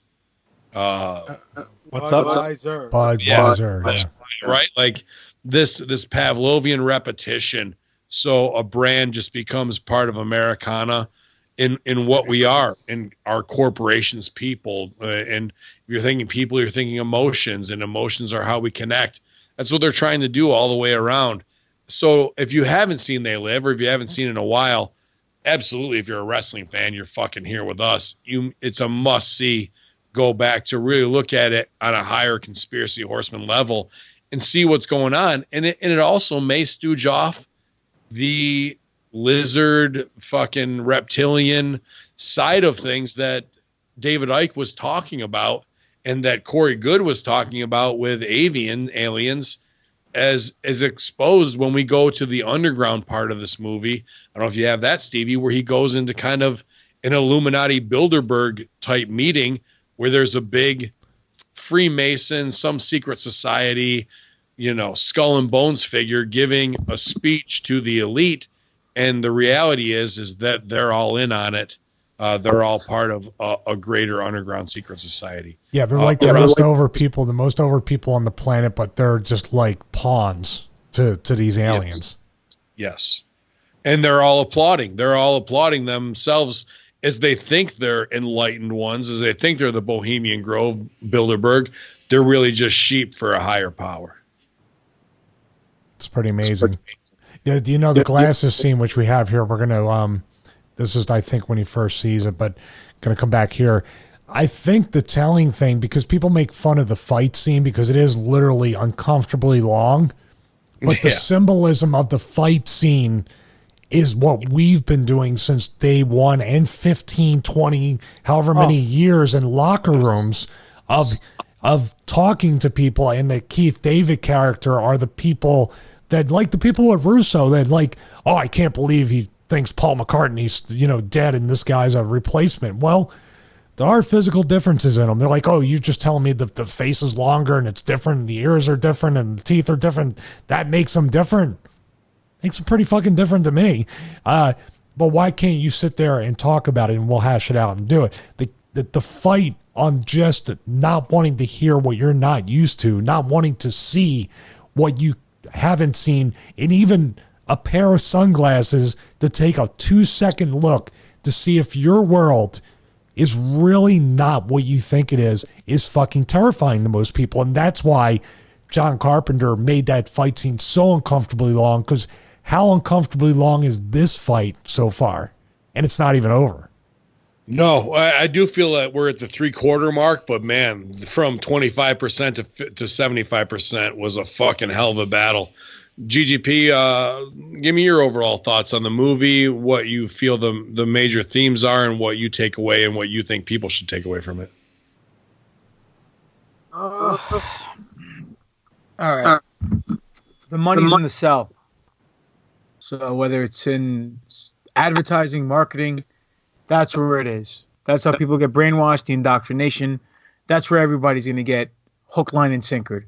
And you just have to be careful what you watch. And how many times we listen to a shitty song on the radio that may have a good hook or a good beat to it, and it's stuck in our head. Or not that good. Or not that good. Yeah, it's just repetition. It's conditioning. You know, as far as the movie goes, I mean, overall, it is open up your eyes and see what's really going on. That's the metaphor. Everything is disguised. Everything in this world. It's all a work. You know, there used to be a podcast I used to listen to called It's All a Work.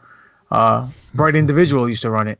But I think his name was Agent S, if I remember. But anyhow, you know, everything is a work. There's an angle. There's an agenda behind everything. Everything. Every thought in a person's mind, every action, every word, everything in this world, there's some kind of motive behind it. Nothing is done without a purpose. And if it is done without a purpose, it's because people are just stupid, which isn't too far-fetched nowadays. But when they're doing things without thinking, it's because it's a distraction, and the agenda is the distraction. So the distraction itself is the agenda. So, you know, that's the motive. That's the message behind the movie that I got. That you just need to wake up and really open up your eyes, whether it's putting on a pair of glasses or seeing all the Masonic and satanic symbology behind WWE, whatever the case may be, that you guys didn't believe me. Well, I mean, as we talk about frequency, and I know you're obviously our numbers guy, it doesn't get into the banking side too much, but that consumerism, Black Friday that we live now, and just to watch it when he goes to the newsstand, as Stevie showed that clip, and just looking at print media, how it's all owned by 5 companies, and the Nancy Browns don't know that your print media, your radio media, your fucking social media, maybe not social media, but your TV media is all under the same umbrella, even though it's branded under different things, whether it's Fox, Newsweek, whatever the fuck. 5 masters own all of that now. Well, but you said this earlier, not to cut you off, Ben, but you said this earlier. Project VeritAss just uncovered that Google is trying to meddle with the 2020 election and not have Trump win the election again. And they're basically policing everything, you know, that's being put on YouTube and whatever the case may be, everything on the internet via search engine or whatever the case may be. And one of their employees got caught on camera saying it. So with that even being said, that alone right there goes to show you that there is an agenda. There is a work behind everything. You think you're logging on to see a cat, do a trick, online, or a cat riding a skateboard? No, it's put there on purpose so you don't really look what's going on with Pizzagate or with Hillary Clinton or with the Democrats, or whatever the case may be. The fact that there's a big homeless population in California and no one's really trying to help them out. They're too busy worried about illegal immigrants' rights. I mean, come on, man. But then you look at guys like Stevie and guys like us who are just putting stuff out. When Stevie's not doing the conspiracy shit, he's doing his exercise stuff, and that has nothing to do with getting up numbers for Google or distracting anybody from doing something else. No, but him speaking truth on our platform and putting it on his platform on social media or on YouTube demonetizes his actual workout videos. So it's, hey, do as you're told, get back in line, stay in your lane. That's weaponized anti-First Amendment. Exactly. And that's where the fucking lawsuit, the fuck you, and you think you're over because you have Google, YouTube behind you that's become a tech superpower. You think you're over? You ain't over. Rip Rogers fucking 101. And in that Project Veritas video, they say the stooge who's telling about these fucking cunts at the top are saying I don't want to hear that. They don't believe that they're going to get broken up. So again, just like Vince, their fucking own ego of I'm unstoppable Nothing can stop me. Meanwhile, ratings 1.9, 1.7, 1.5, 1.3. And wait till the fuck we see where we are at the end of this summer as we move into this cycle of tonight, the Democratic debates, and people want to look something up and they know they're being fucking swerved. That is not good fucking brand loyalty moves right there, you stupid motherfuckers. How hard was it for you to get the information about Project Veritas with Google? It was enough that it had to be in our underground. Exactly. It's being scrubbed. Everything's being scrubbed. It's being scrubbed. But here's the thing, and I'll stooge myself off because some people are like, I don't like to say my voting record. I don't want to voted for Obama. Absolutely. And I think this is true of all of us. And I may be speaking out of turn here. Probably. We all are fairly liberal, but we have conservative ideas when it comes to morality issues. And I'm not talking abortion and shit like that. That's easy to say, morality and abortion. We want all inclusion. We want every man rights, capabilities, health care, equal pay. We want all that shit. You're not talking to the conservative like ultra right here when you're talking to the conspiracy horsemen. We want the fucking simple shit for every man that we should all have with no work involved. That being said, sure, I voted for Obama and I fucking voted for Trump. And now, and I'll tell you what, you fucking name my price, Bernie Sanders and Elizabeth Warren. To me, it's a shootout between you two. As we put over Trump or whatever here, I will say fuck Trump if you're going to fucking pay off my student loan debt and really get us out of the 1.6 trillion. You named my price this fucking week. And if it's not a bullshit fucking offer, one of you two is going to fucking get my vote. Now, the worker in me says if Trump was the fucking man and Vince's boy, he would forgive all student loan debt in the next fucking year and fuck both of them instantly and cut their legs out from underneath them. So, whatever the fucking MO is of what they're trying to push or rig the election, obviously that's going to stooge them off as biased, treasonous, whatever you want to label it. But the people who want to really send the message, it will get out there because I got that through the lamestream media. Sorry to go off on a tangent. I'm going to come back because this whole thing is about being able to see the truth through these glasses on they live.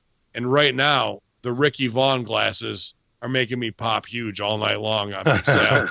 Sal, take us home on this, please. This was one of my favorite movies before I ever got woke.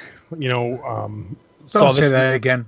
Yeah, that was bad. All that bullshit, dude. Come on. Like all this bullshit people talk about. I saw this movie back in the day and it was fucking an amazing movie.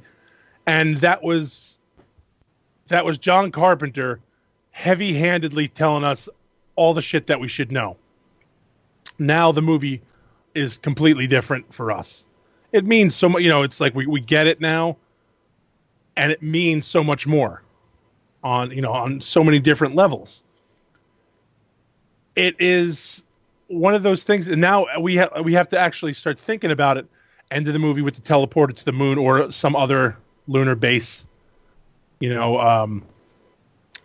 Just the subtlety, and that was the thing. These guys they're not like mind control aliens, or they don't have any super tongues that fly out of their heads, and they're not stronger than we are. They're not, Nope. Same as us, man. They're pussy. They get shot down with an M16. Right. They die. Yeah, but that's what I'm saying. They die. They get shot. They get beat up. They get stabbed. They get killed just like us. So the fact that they are now running us was what was scary. And this reality of this movie didn't come to me until way later in life. It was just one of those scenes of how the fuck did they get there? If they didn't have, if these guys aren't gigantic winged lizards or fucking force wielding, gigantic monsters that can kill us. They can't, but they can because of the power that they wield, not what they are. And again, and the fact that bitch shot, she was a fucking turncoat the whole time. Yeah. It was just, spoiler by the way, guys. 20-year-old movie, guys. Yeah, just it was like fucked. It means so much more now, but I love the movie. That's the movie. Like if it's on, I'll watch it over and over and over. Never changing the channel. Watching that movie over and over and over because it has the dual meaning for me. Like I love it because it's a fucking awesome action movie, but then I love it because I'm like, right? Does this make sense now? It makes sense now, right? Just like, I said, what was it? The show we did, Stevie, where I read that thing from 1988. From the game, I read the fucking blurb from the game. Shit that got put out so many years ago as fiction has now become the reality. And it was a playbook. 1984 is 1947 was written. I mean, published 1949, written 1947. And it's a fucking verbatim playbook now, dude. But like that's it's one of those things where we're gonna get the people who go, yeah, this is amazing because this is telling the truth through entertainment, and then the people that we feel like it gets wasted on are the people who just go, what a good movie. I love the fight scene. Roddy Piper's awesome. Well, the whole thing with the aliens is what makes I don't know. There's something. I'm looking at pictures of them right now. There's something just so creepy about them because they look more like the zombies than the people. There's got to be some hidden symbolism even in that the aliens look like zombies, look like the undead, but those are the ones controlling us who are really the zombies. In this case.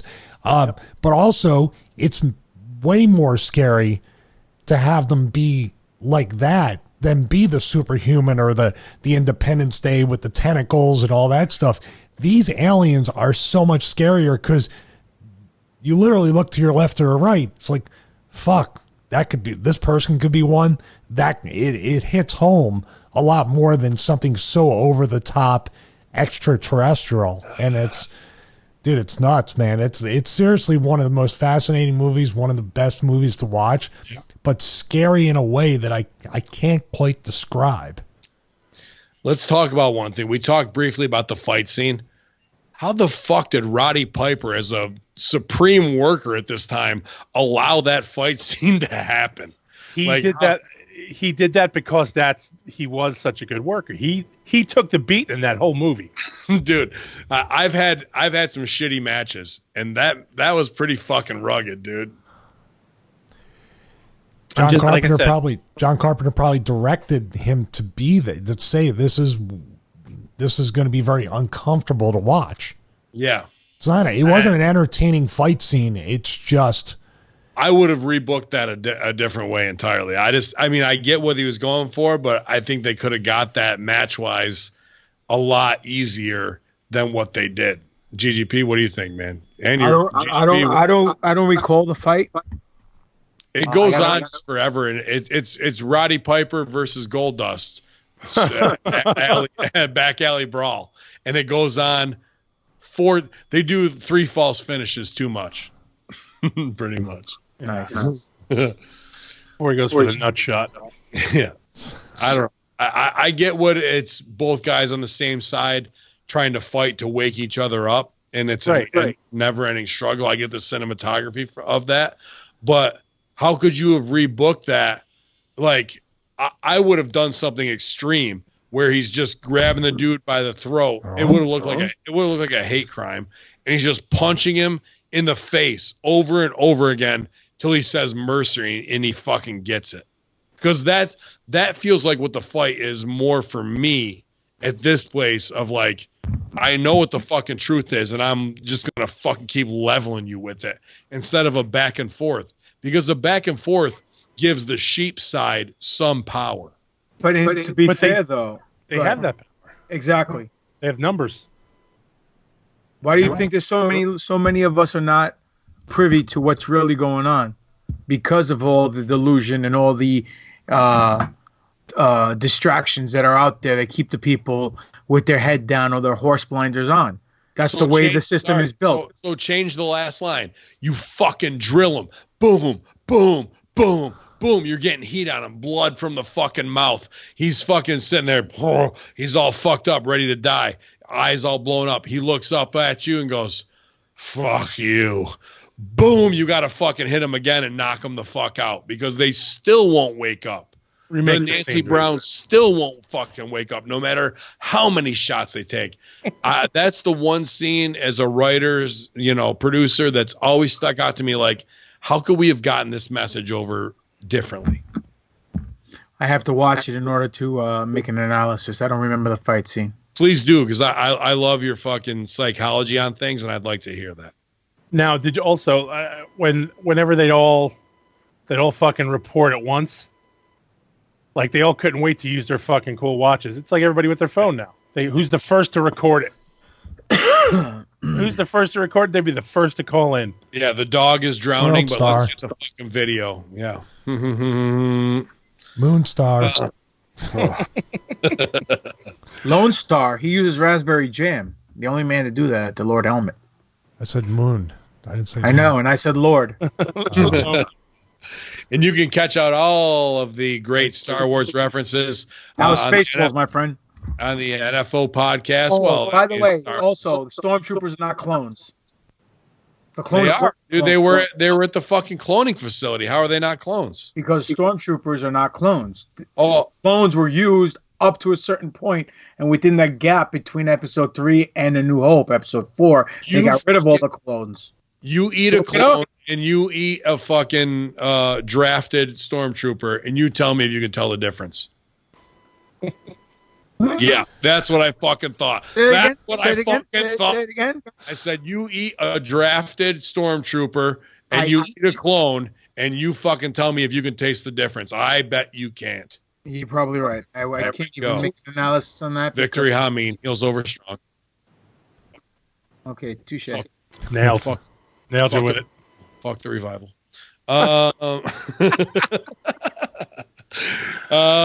Yeah, man. We had something else that you guys had sent in the chat. GGP, I'll hot tag you. You remember those gimmicks that you wanted to kind of get over? I know this is kind of an all over the place show, guys, but that's how it is sometimes. Too bad. Deal with it, fuckers. So what are they? I don't know. You had put them in the chat. I can't remember what they were. I put them in the chat? I didn't put anything in the chat. It was a long ago and far away. Somebody take the reins while I look back here. Drinking bits. Oh, you talking about? No, he's talking about the messenger. Yeah. Not the chat. I was gonna for people that haven't seen They Live or don't know how good it is. It's never been available for free on Netflix, for free on Amazon Prime. It still is a high-selling Blu-ray/DVD. People know it's something, and there's no plans to reboot it in this world of rebooting everything. And if they did plan to reboot it, I would fucking audition for that part. I'd go back to the mullet, and I would fucking do it. Dude, I think I could do it.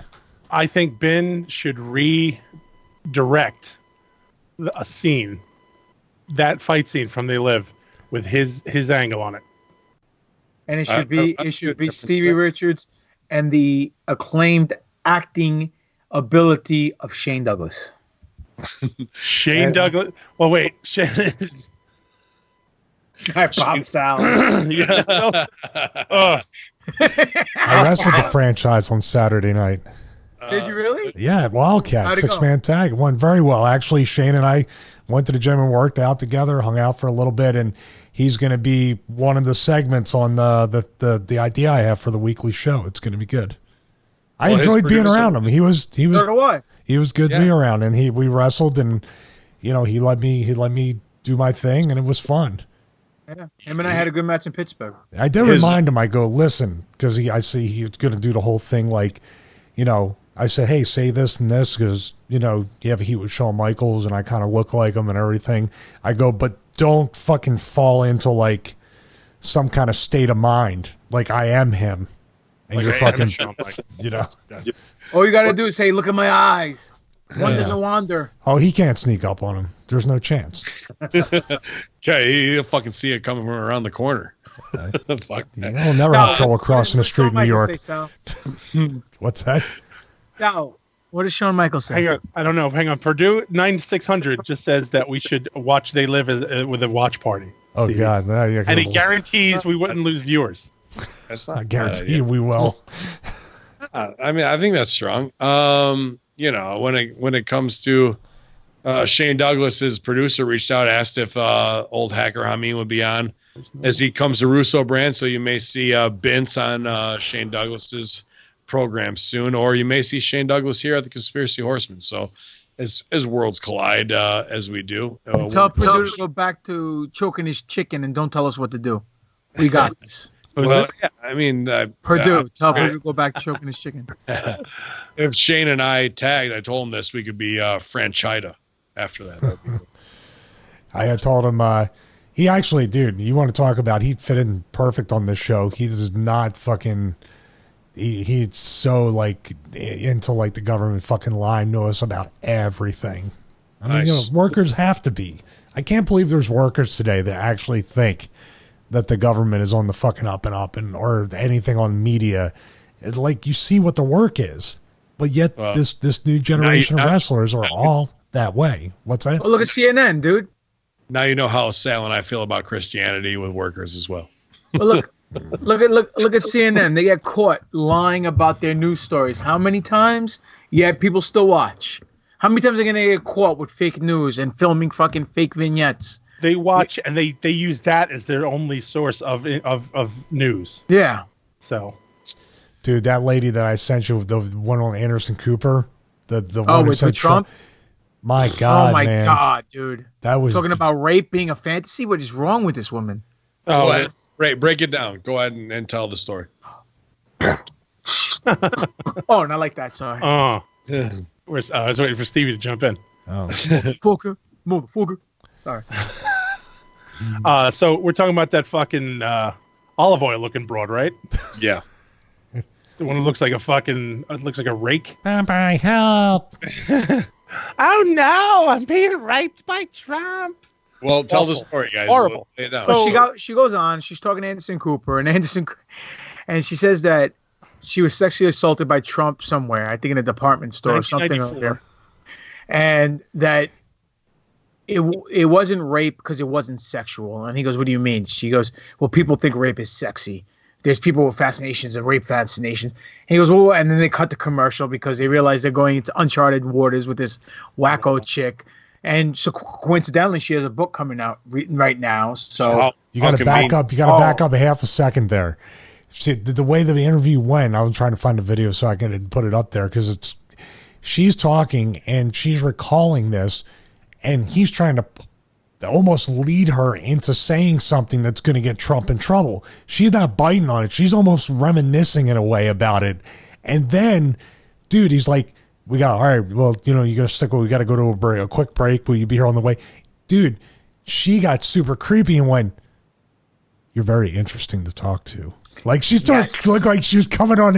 And he's like, "All right, we'll be right back." It was so Cooper was weird. Like, "Excuse me, ma'am, you just made me gayer." They looked like each other.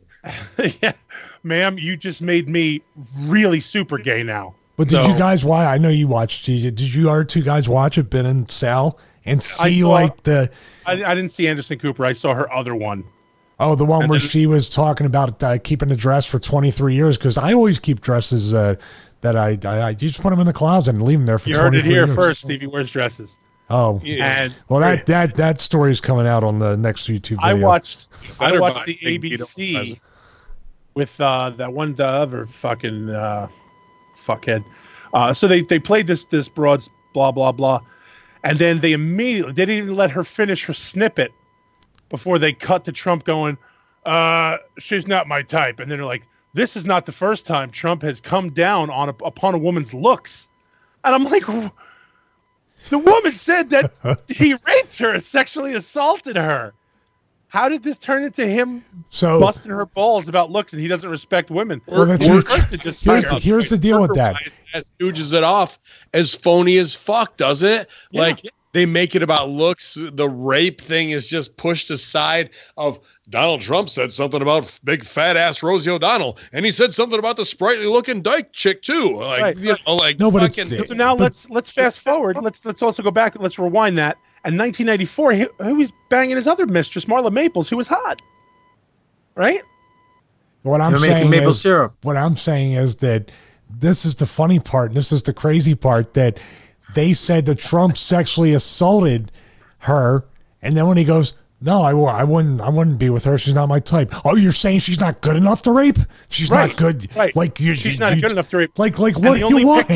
Like what was the picture? And here comes a story. 3, 2, 1. 1992. She's photographed in a gay bar with her lover. She's photographed here, and here.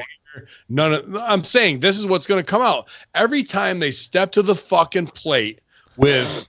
He fucking touched me. He pissed on me. He loves fucking like whatever, dude. It's nothing more than some super PAC bullshit disinformation spin cycle Russian propaganda story that blows up in their fucking laps every single time. They do not learn. They're bruise touching retards, and they fucking deserve everything they fucking get that is a self-inflicted wound when they try and do some propaganda spin that they absolutely suck at because they're not workers. And what was the picture she provided? It was the back of his head in a crowded hall that he looked like he was passing somebody in a line. And she was like, and she was all smiling at him, and he was just passing her. And she's like, "That's where he said inappropriate things." And he's like, You didn't know passing hair rape was a thing now? Well, apparently, he said inappropriate things to her. Like what? Excuse me, get out of my way. Move, you ugly bitch! I gotta go fuck my hot mistress. Excuse me, Go make me a sandwich, little boy. So yeah, and think about where we were, each one of us separately in 1994, and think about the awful shit that we said that day in 1994 that could have been brought back and said, this person assaulted me, raped me, abused me verbally. Yeah. It's like, it's ridiculous. Let me put it there, because from the chat room, Dude Bud with the shittiest name for a fucking putover, Dude Bud 6969 says it's not Russian propaganda anymore. It's Google propaganda now, which is 100% fucking true. After all the bullshit that they did with Pissgate, Russian docs, Russia fucking interfering, none of which was fucking true. It's all Google, your own homegrown master's BFA, women's fucking studies, pussy hat wearing, fuck up, don't know how to do business on anything majors that are behind every single step of this. Yep. That's our high. There's no follow up on that because that's what it is. You just walk through the gorilla prison and say, "Follow that, motherfuckers." Yeah, pretty much. I'll smack my head into the fucking door and knock myself out so you guys can go over strong as long as I get the payday. You guys, I know this has been a fucking strung together show as we've had run-ins and our personal lives. We got to do what we got to do to keep these fucking wives happy. You guys know how it is. I'm going to switch gears to the conspiracyhorsemen@gmail.com gender neutral messaging system so we don't offend anybody tonight, you guys. I'm really worried about it. Well, you shouldn't be. No. Because at the end of the day, fuck them all. Thanks for listening. That's why I love you, buddy. You guys good with that? Anybody else want to get their shit in before we switch over here to a couple emails? No, I'm good. Yep. From Josh Logan. Queen Elizabeth, I was a man, baby, and MLK knew he was going to get shot. What up, fellas? Long time no email. Ben, I doubt you remember me, but 6 months ago I emailed saying that it was total bullshit that our phones are listening to us and sending us ads and promotions on our news feeds, emails, etc. I'm still talking directly into my phone saying I'm looking for a cougar who is down to fuck with a 38-year-old unemployed, recovering alcoholic living with his parents. It's been 6 months, and I still haven't found any MILFs stopping by. But I just turned 39, so I got that going for me, which is nice. And 2 jobs. Congrats on the 2 jobs. Josh, brilliant opening paragraph. Love the self-deprecation and the comeback, all in the same one. Sal. Yeah. I think Dave Lopan's twin brother is in Chinatown in Boston last week. So if you could call up Jack Burton, that'd be great. Anyway, I was wondering if you guys ever read any of Steve Barry books. GGP, Do Greeks Know How to Read? He does a lot. Have a drink. Double slam. Cheers. He does a lot of historical fiction based on real life myths, Alexander the Great, Antarctica, and the Knights Templar, etc. His best book is called King's Deception, which is based on a real life myth called Bisley Boy, that Queen Elizabeth was a man. The legend goes that the real Princess Elizabeth died around the age of 12 or 13, like many of Henry VIII's kids did. That the people caring for the princess feared for their lives if the king found out. They went into the town of Bisley and found a feminine-looking boy. Assuming the role moving forward, Elizabeth is known as the Virgin Queen. Never married, no kids. Very few people saw her bathe or her dead body. And if you look at pictures of her, that is one handsome woman, to put it nicely. Does Stevie have any memories of when he met this imposter? No, it's just finishing up wrestling school and just. All right. Always, he wrote Bishop's Pawn. I heard your stories about MLK being a womanizer, but his theory talks about him being a big drinker and a smoker and in terrible health. Wow. The FBI wanted him, and they had an informant in his inner circle feeding the FBI info, but King knew they were feeding bogus info to the feds since the informant was a double agent, and they discussed the upcoming assassination attempt. With this horrible health, thinking that his movement was fading ever since the I Have a Dream speech, King martyred himself, knowing that the benefits that he would have the movement and his legacy. It was also a kick in the balls to Jesse Jackson, who was jealous and would get his same fame. That pops me. I'll come back to it. Anyway, thanks for everything you guys do. I'm over 2 years sober now. Listening to you guys really helps me when I get that stinking thinking going in my mind and the cravings for a drink to pop up. Keep up the good work. Later. Well, apologies for drinking Evan Williams. Well, I hate to break it to you. 2 bottles of mead. Listen to this show might not be the best thing for you. Yeah, listening to his email makes me want to drink. That guy's a fucking illiterate idiot. Who do you think you are? Who do you honestly think you are? You live in your mother's basement. You're 38 years old, and you actually think your phone doesn't listen to you. You try to come off all witty, which is stupid humor, which is ridiculous. Then you try to take pot shots at us on an email. Really, guy? Come on, man. Do us all a favor. Just stop breathing and make the world one less stupid person. Thank you. After we had a suicide shout out, yeah, get a hold of us if you guys are feeling low. Thanks for your email. Especially GGP. Call him at work. to the heart and soul of your email. I love the interesting conspiracy that some bullshit happened to a 12 to 13-year-old Queen Elizabeth, and they replaced her with a feminine-looking boy, and that what goes along with it, the Virgin Queen, very interesting. Can't deny that because they put the fucking shit out there as part of it, right? And no one gets to see her bathe, and not like people are watching me shower or anything like that. Are we talking about the queen that's the queen right now? No, but before that. How do they pick this queen now? This old battle axe that's on the throne right now. How do they pick her? Well, if the other one didn't have any kids. They replaced the 14-year-old, and they just took a 98-year-old woman and just put her in that place and left her there for the rest of the time. They knew no one was going to bang her. And the illegitimate grandson, very interesting stuff. And no autopsy of the dead body, nothing of that sort to further the lie of what ifs. I totally agree with GGP. Don't be a fucking mark and try and go in and get your shit in. It's only going to end badly for you. But yeah, you're not going to get over on our expense there, sunshine. Yeah, never. Never that kid. I thought this guy was from the UK, but then I realized the UK doesn't have basements. Well, they used to have wine cellars, but he drank it all. But he called Stevie Richards said, hey man, stay on the fucking path you're on. If a bright and sober mind is where you need to be, there's a fucking high off of that. Holy shit, I'm sober. This is a different feeling. Enjoy it. If it's caused you a lot of rock bottom issues in the past, stay sober, bro. Stay sober, my man. Stay sober and stand in front of an 18-wheeler coming through the fucking expressway, guy. Exactly. That's why you're going to get the full experience of it. Drunk and stupid. But we no way to go appreciate through life. all kind of fucking strange conspiracies. Something to look into a little bit more. Was she killed in some pseudo-sexual way, possibly in a dungeon that we've talked about before? I wouldn't say no. Well, no. What was the place we talked about on the mansions? The Darkness, Mother of Darkness. Remember they had the whole fucking underground caverns for the Bilderbergs to do the whatever. The Hellfire Club, no? Yeah, Hellfire Club stuff, right? Yeah. Sorry, it was escaping me.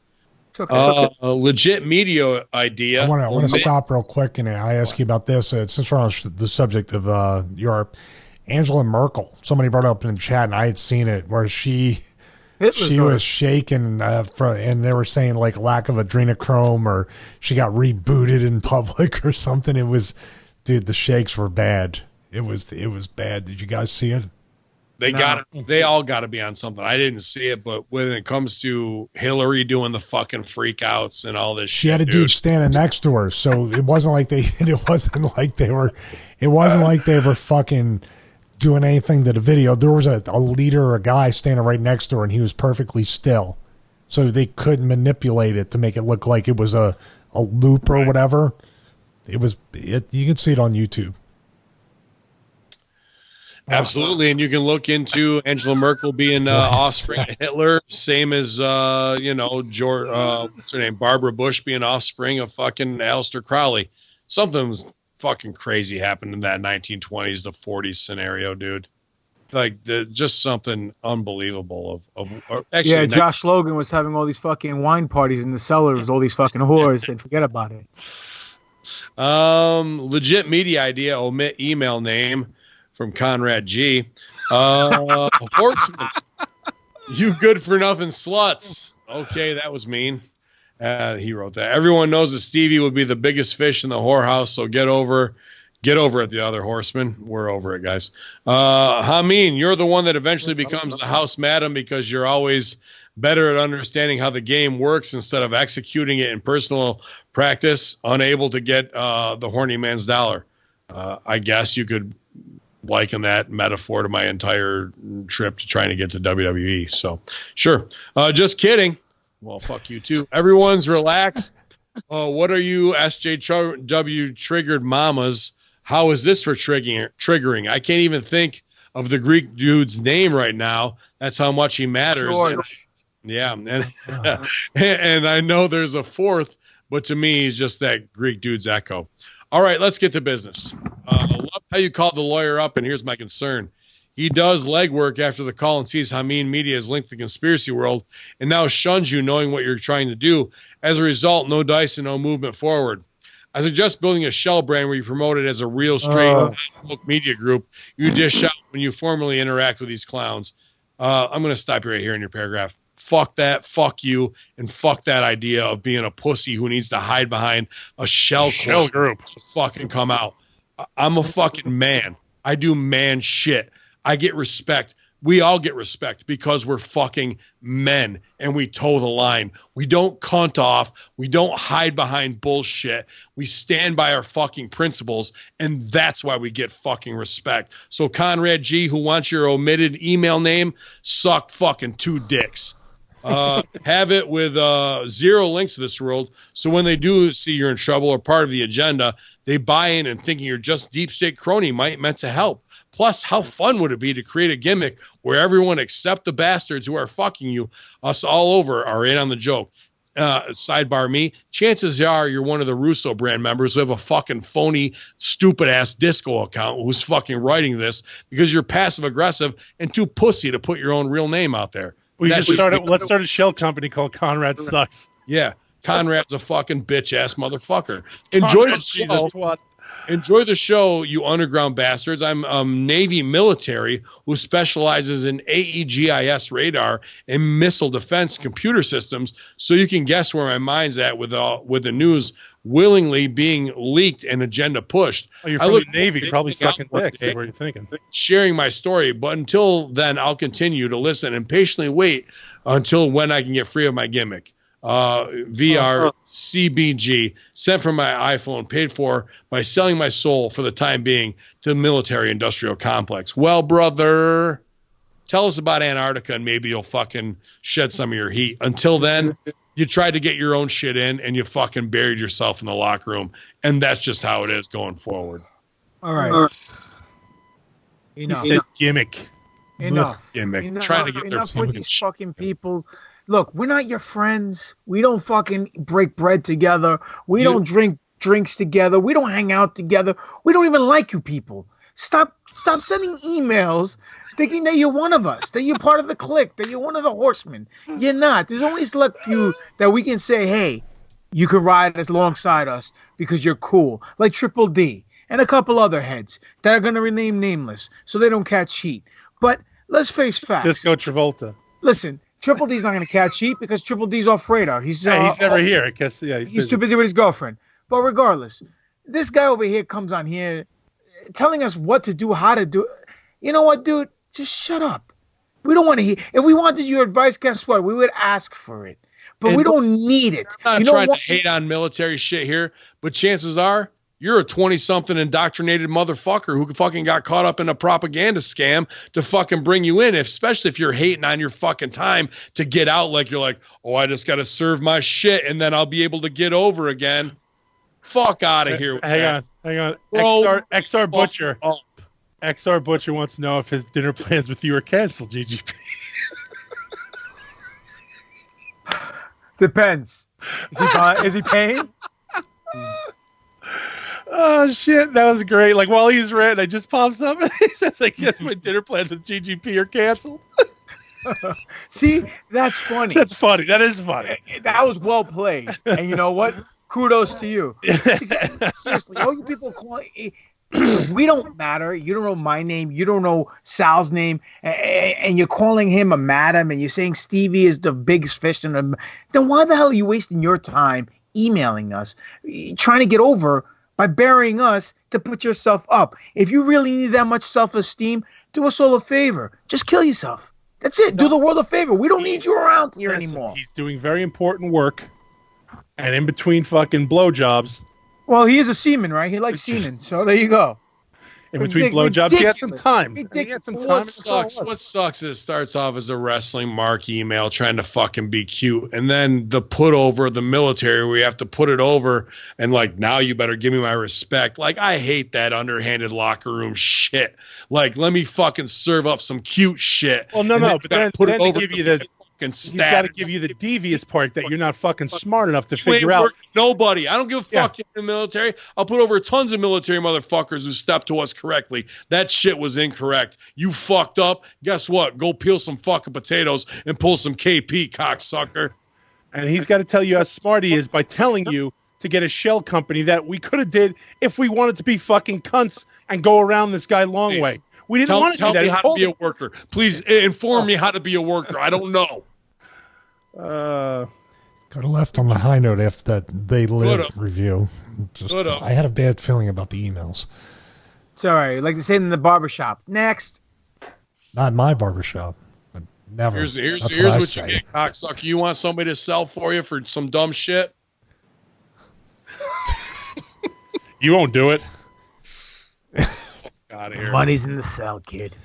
Remember, if you're ever down or have any depression issues, or we're here for you. Especially you, Conrad. You have a sidearm. I don't know about that part, but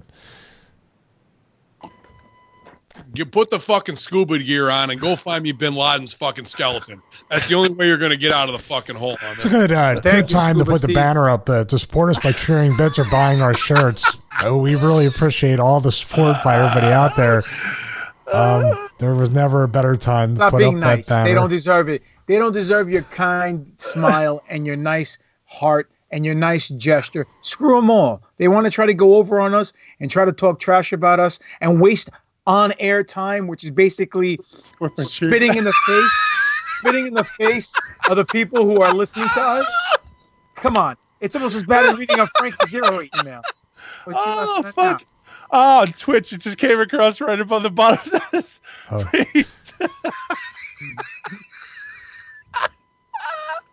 I just noticed that. That's fucking tremendous. While we just sat there and told this guy to eat a fucking bullet and kill himself, all across the bottom of Twitch, it says support us by bits and buying our T-shirts. I don't like even seeing his fucking brain splatter on a fucking computer screen. Right across where it says cheer bits. You're not going to get that on Keeping It 100, motherfuckers. Shit, who? 10. Who? What's next? Next email. No more emails. They fucking... It's 8:35. We're taking it home. If you want a fucking $5 face slap, come on out to a show, and I'm sure we'll all oblige. I give all my brothers permission to use the gimmick. GGP, where can they catch their hot one this weekend, man? This Saturday, I will be down in Florida defending my Ronin Heavyweight Championship at Ronin versus Jay Rios, a very talented luchador. So I'm looking to smack him around and then have him cut my grass when I'm done. And then you can catch me on the NFL podcast, on Hameen Media Group, and on Podbean, alongside my NFL brothers, Dr. Alex Destroyo, Alex Arroyo, and Spiro, a.k.a. Darth Spirodon. This week, our show was produced by Matt Schaffer and not Ray, because Ray got banned from Facebook for 3 days, and he had to go hiding on vacation. He was sitting on an elevator. He should make a shell company, and he should write into Facebook and make up a new name. Yeah, I think that would be Some Duck Fuck Incorporated.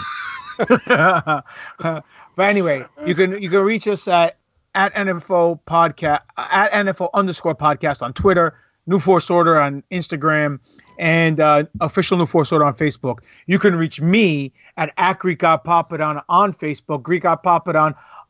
No, I'm sorry, at Greek God Papadon on Twitter, Demetrius Papadon on Facebook, at Greek God Papadon on Instagram. Greek God Papadon is the YouTube channel. If you guys haven't realized, there's a pattern forming here. And you can get my T-shirts before you share your bits and shoot yourself.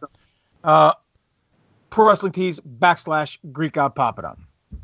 Kill it, man. Good to have you back, brother. New Force Order doing big numbers. Actually, shout out to everybody, man. All shows doing great numbers. Conspiracy Horsemen up about, I would probably say 15%. New Force Order up 15%, and all the locker rooms up about 10%.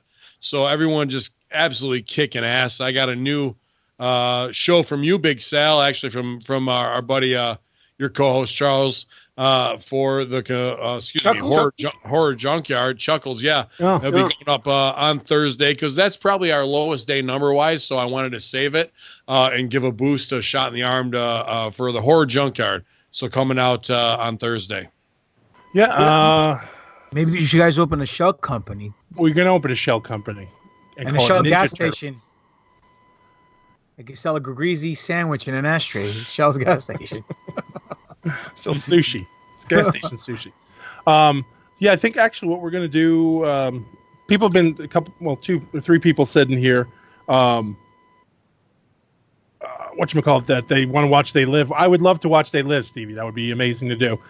And if everybody wanted to come hang out, that'd be fine. But then, I don't know. No matter what everybody yells at, and why don't we set up? How about not this Thursday, next Thursday night? Are you guys interested in trying to get that together? I would do it. I would do that. That'd be great. Yeah, I can do it. I can do it now with this. I think I have it figured out to get the audio, or maybe we watch along and just. We could all just start it. We'd all just 1, 2, start it. You know what I mean? Fucking go. But they can see it on Twitch as we're watching it too.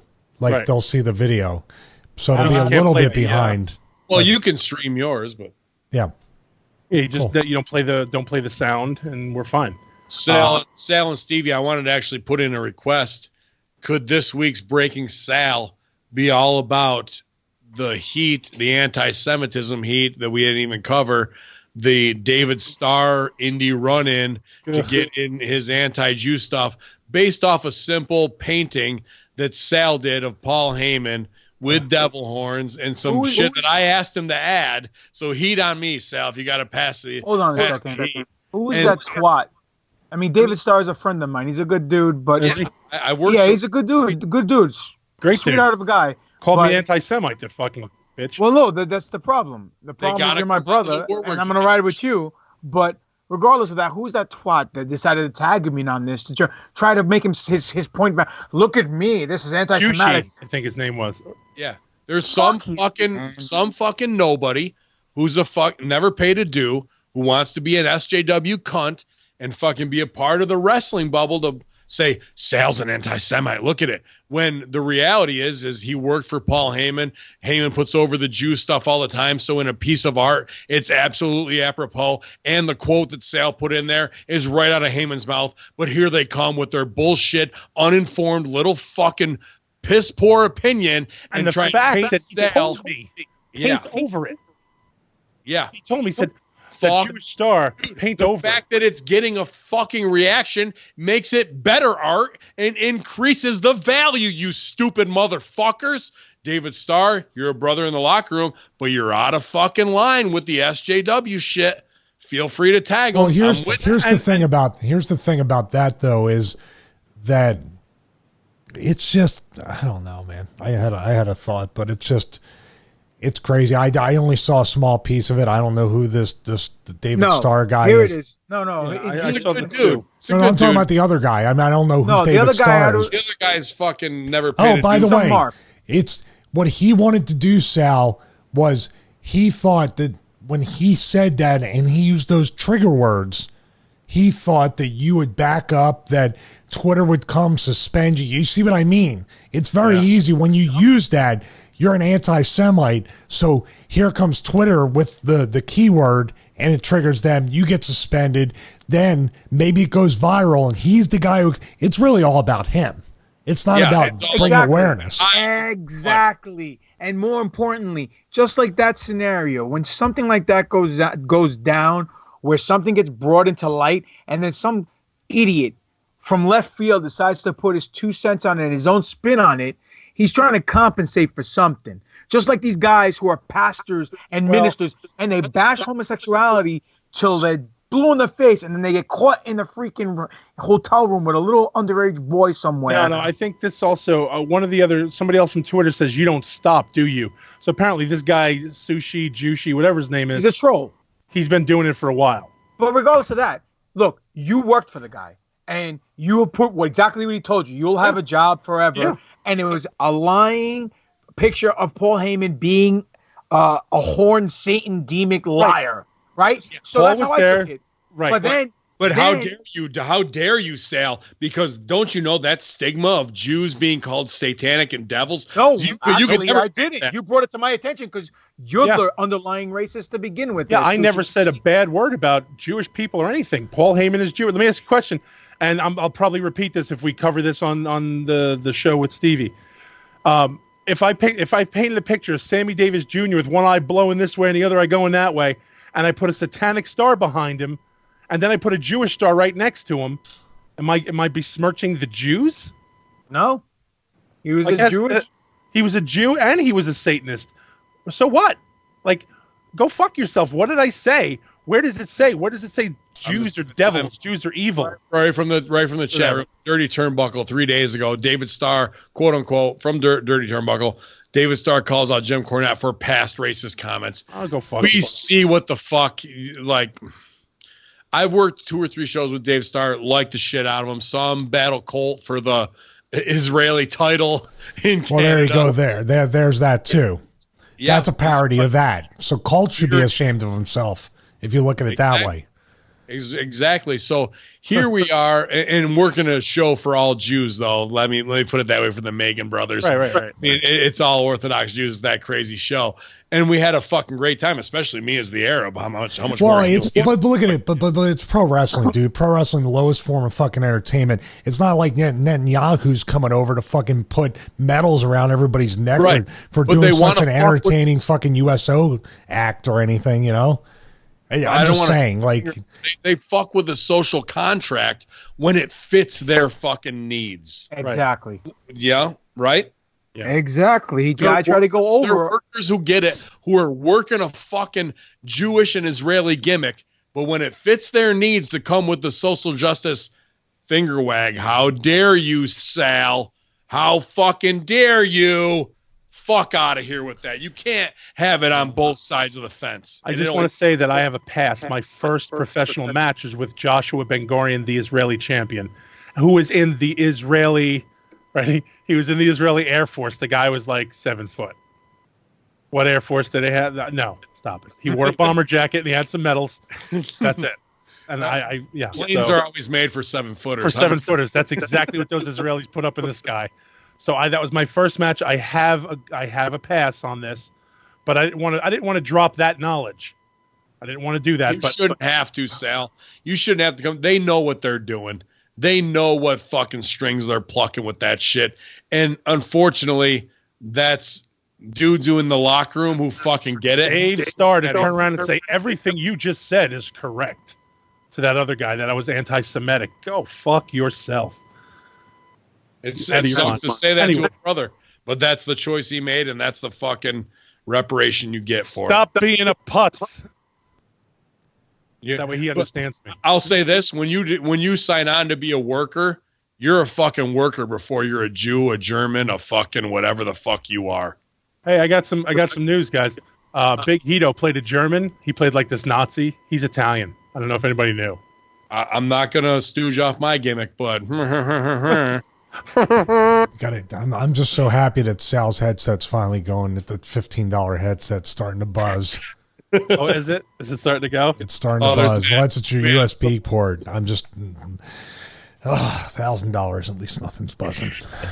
We have so much packet loss, but we have the greatest production ever when it comes to the Roadcaster Pro, the man himself, who's done extra work all day long to make sure tonight's video cast at twitch.tv/Conspiracy Horsemen is A+ for all of our serious followers. Stevie, I can't thank you enough for a great job doing Kevin Dunn's work tonight. Jim, I find you very tiresome. How's that? Is that a good impression? All right, I'm gonna push my thing real quick. I'm gonna get a little fancy and put the avatar ad up. Stevie Richards Fitness 12 and 16-week resistance band training programs. Choose your program, choose your video. We have those two programs. We also have the shoulder mobility workout video. We also have the full body workout video. Direct email support from me, not an assistant pretending to be with me. Be with me. An assistant pretending to be with me would never happen because my wife would murder her. But also, I will not put somebody in front of a camera and exploit them just to try to make a buck. I try to just make everything very honest, transparent, affordable, accessible for everybody out there. And since everybody else is exposing everybody, I may as well do it as well. So I just figured I'd get that little dig in. What do you think, Sal? Get it in, baby. Get it in. So also, I'm going to start. I think tomorrow I'm going to actually record the first. Teach that. You can't teach that. I mean, you could do that, but you can't teach it. That's the big. I get what you're saying. I don't know if everybody else does, but they'll know. Well, I was talking about Big Cass's new thing on DDP yoga. That's a whole placate to the masses. He had to save his life because he's anxiety and there's depression because he fucked up his whole life by himself. Because he had it all handed to him and then it wasn't enough. He had a lot of beers handed to him too, so that's okay. So I guess they don't need a hint then. Shit on the ground and then just like gets booked for House of Hardcore because he's over and gets that shot without really having to do fuck all for it. He's fine. So SteveRichardsFitness.com. If you have any questions, you can email me, SteveRichardsFitness@gmail.com. The YouTube show may be dropping as early as tomorrow, and then segments after that. We're going to have a lot of fun. I'm going to have everybody, hopefully from here, as well as other places. I love creating different content, and that's when I put up on the YouTube channel. And, I don't know what to say. You guys pretty much, I don't even know why I kept pitching after that. After you guys said that. So, and when I help people, I don't need a camera crew. How's that? Good. I'm there. I'm done. And if you people type in the word Jerusalem, you get 10% off the 16-week band program. You get 90% off David Starr t-shirts at Pro Wrestling Tees. You enter. Oh, shit. And you can go to hackerhameen.podbean.com, like, follow, subscribe. Check it out on Spotify, Russo Brand, Master Shoot Theater. I'm just so glad to have all four of my Conspiracy Horsemen brothers managed in the same place at the same time every Wednesday night. It's something I need to be able to get through my week, to know that there's like-minded, on the same frequency minds that are going to support me and have my back because they know we're real men towing the line and we're not doing any bullshit behind the scenes that are going to be some snake moves to get ourselves over, because this is the truth-seeking, the real place to find the information you want to hear, and you're not going to find it in the mainstream media. You're not going to find the shoots on the wrestling industry any place but hackerhameen.podbean.com. And I appreciate all my Conspiracy Horsemen brothers. Check us out at ProWrestlingTees.com. That's the best way you can support. And we appreciate all the Hameen Army, even if you guys are fucking up in the ranks once in a while in the general neutral messaging system. We appreciate you listening no matter what. And if the heat's on you, get it off, because you're here at the Conspiracy Horsemen. YOLO! Hacker Haminora.